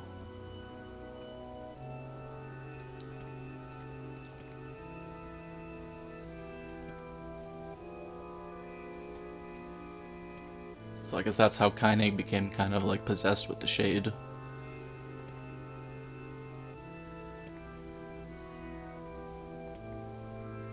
"Look, why don't you just up and die so I can have this body all to myself? What do you say? I bet those buddies of yours in the Eyrie would love to see you dead." Kaine grabbed a nearby shard of glass and tried to saw off the shade-infected portion of her side. Before she could, her darkened left arm grabbed her right wrist, crushing it. "You're possessed now, sunshine, and there ain't no going back." The voice laughed again, a loud, long wail that seemed to go on without end. Timeshare arrangement, remember? How folks used to think you were a freak? Well, wait till they get a load of you now. Kaine looked up, tears in her eyes. The sky seemed smaller somehow, darker. Is this because of that shade? "So listen," purred the voice. "I know this whole possession thing seems a bit sudden, but it ain't all bad. There's plenty in it for you too. I'm a very powerful creature, sunshine, and now that the power belongs to you. You got enemies, people you want to kill, I can make it happen. That little fat kid who kept picking on you, that big old shade that squashed your granny, we'll wrap him up. No more abuse for you, sunshine, no more pain." "Wait," said Kaine, "you're a shade. Why would you help me? What do you think, I'm some kind of..." I don't give a Murder, honey, my goodness. I just want to drink from the well. Connie considered this as she struggled to her feet, the power of the shade coursing through her. The smoke from her house was drifting away from the wind.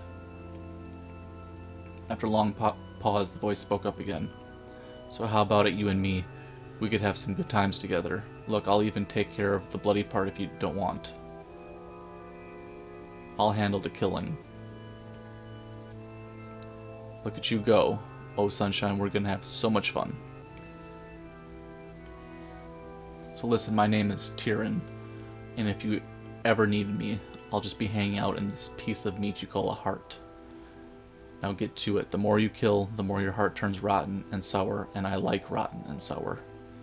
Kaine found herself nodding at the voice. Yeah, she said, yeah, I think this can work.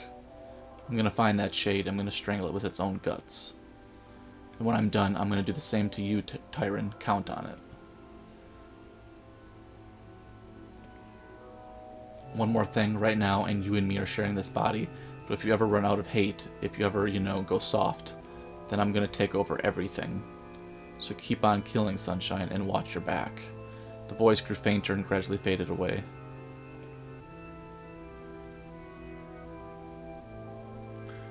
Then waved her new left arm around a few times. It feels perfectly normal, she thought. It feels like mine. Desperately, she began poking and prodding at the new limb, determined to find something wrong with it. She didn't want it to feel normal. I am not a shade, I am Kaine. Repeating this mantra in her mind, she slowly began digging through the rubble of her house. Finally, after what seemed like an eternity of heartbreaking work, she found what she was looking for. It was the wreath of lunar tears. Though it had been through hell and back, the garland's petals were as bright as ever. Kaine started to place it in her hair, then slowly lowered the wreath and stared at it. I'm sorry, Grandma, but I don't deserve to wear this anymore. I'm possessed, corrupted, a freak, and this time I don't think there's any going back. Holding the flowers to her heart, Kaine fell to the ground and sobbed. As night gradually lightened to dawn and the people of the area arose to their daily lives, she remained in that position, as if the tears could somehow wash away the horror. Wow. Alive! Stay alive! Stay alive! Grandma. Such an intense life Kaine has had. Kaine, you gotta live! You gotta come back to us!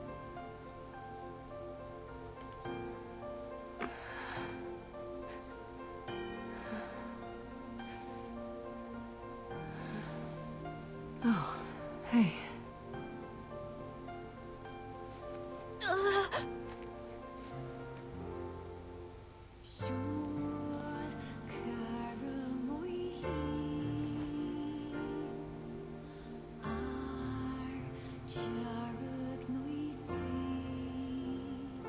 Emil, you were the one calling me, weren't you? You still recognize me? Of course. I knew you right away. Thank you, Kaine. Welcome back, Kaine. Wow, you grew up. So, how long has it been? 5 years.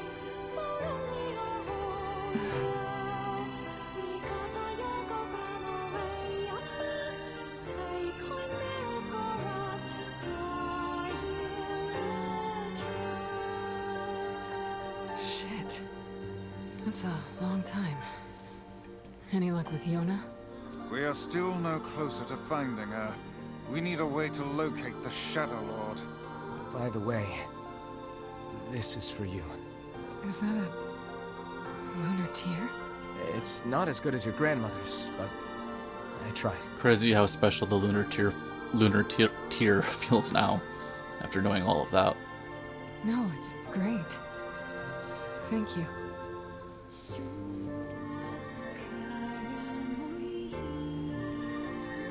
Definitely makes the moment a little more real and intense. Kaine waking from her long petrified sleep. Emil's unflagging kindness. Our reunion was a happy one. and we let it wash over us like rain. That is, until Devila and Popola had to go and ruin it all. Remember that part as well. Are you kidding me? You can't be serious. Please try to understand. Yeah, we do remember People are this tired part. and scared, and This is when Kaine and I'm Emil sorry. couldn't sleep in the I'm village, sorry of course. you have to bear the brunt of that. This is crap, and you know it. It's okay. We can sleep outside. No one's sleeping outside. You and Kaine saved this Kind of village. makes you understand Now they wanna run Devil and you Popola out? a little bit more, seeing that they were not on our side at all. People are afraid of us. And really, I understand. I mean, look at me. As long as you're still with us, I can deal with it. Right, Kaine? I'm used to sleeping outside. But We'll see you later. Sorry about this.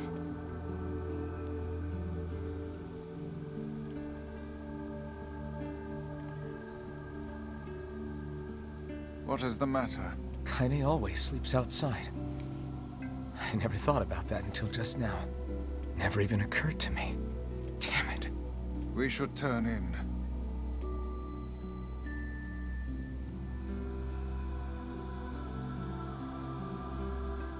I didn't get much sleep that night. For the first time in my life, I hated Devila. For the first time in my life, I doubted Popola.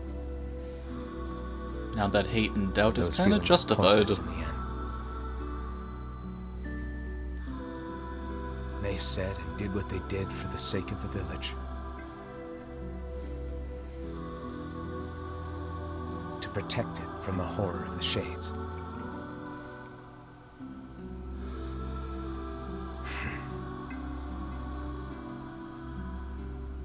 Really, how can I blame Devila and Popola?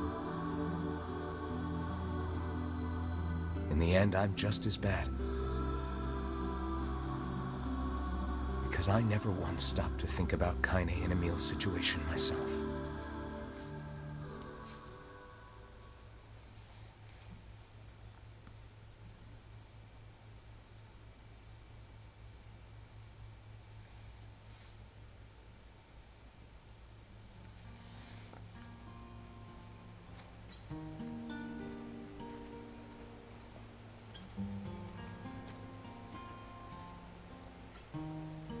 I should apologize to Kaine and Emil, but what good would that even do? I got a fire going, Kaine. Wait, is that? Nice. Campfires are weird. I'm so happy to get to talk to you again, Kaine. Yeah, me too. I tried everything I could think of to save you, you know. I polished you with a special cloth. I poured warm water over you.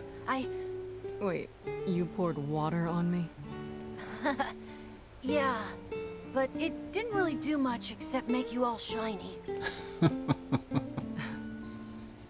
Hey, Emil. Thanks for saving me. I guess you noticed how I look different now. I'm sorry, Emil. I'm sorry for all of it. Well, I mean, this new form isn't all bad, you know? At least I can look at you when we talk, right? Hey, so why don't you tell me something about yourself? I'm not very interesting. Sorry. Come on, I just want to know you better. Please? Fine. This all happened when I was a kid. Before the whole shade possession thing. My body is different. And when the villagers found out about it, they started treating me like a freak. But one person, my grandmother, accepted me just as I was. No matter how bad things got. She gave me the strength to keep going. She's really special to you, huh? Yeah. Oh, hey! That gives me an idea. Since we cured your petrification, we should start looking for a way to cure your possession in my body. I know we can do it if we all work together. Heck, it'll probably be super easy. Let me guess. More warm water? That's funny. Okay. Can we just forget I told you about that? Those two are very charming together.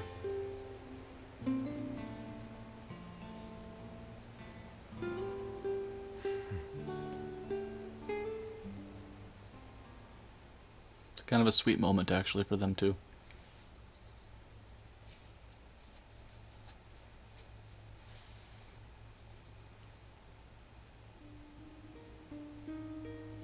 Sleep well? Sure. And yet your red eyes tell a different tale. Don't be so hard on yourself, lad. I need to go see Devila and Popola. Very well.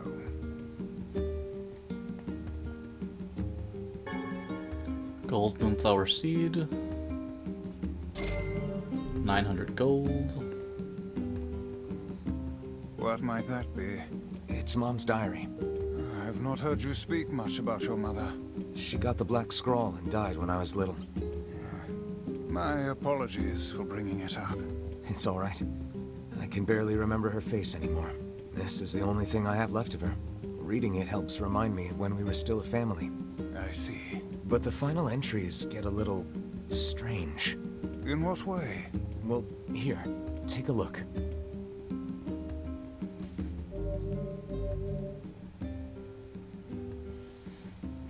System data saved.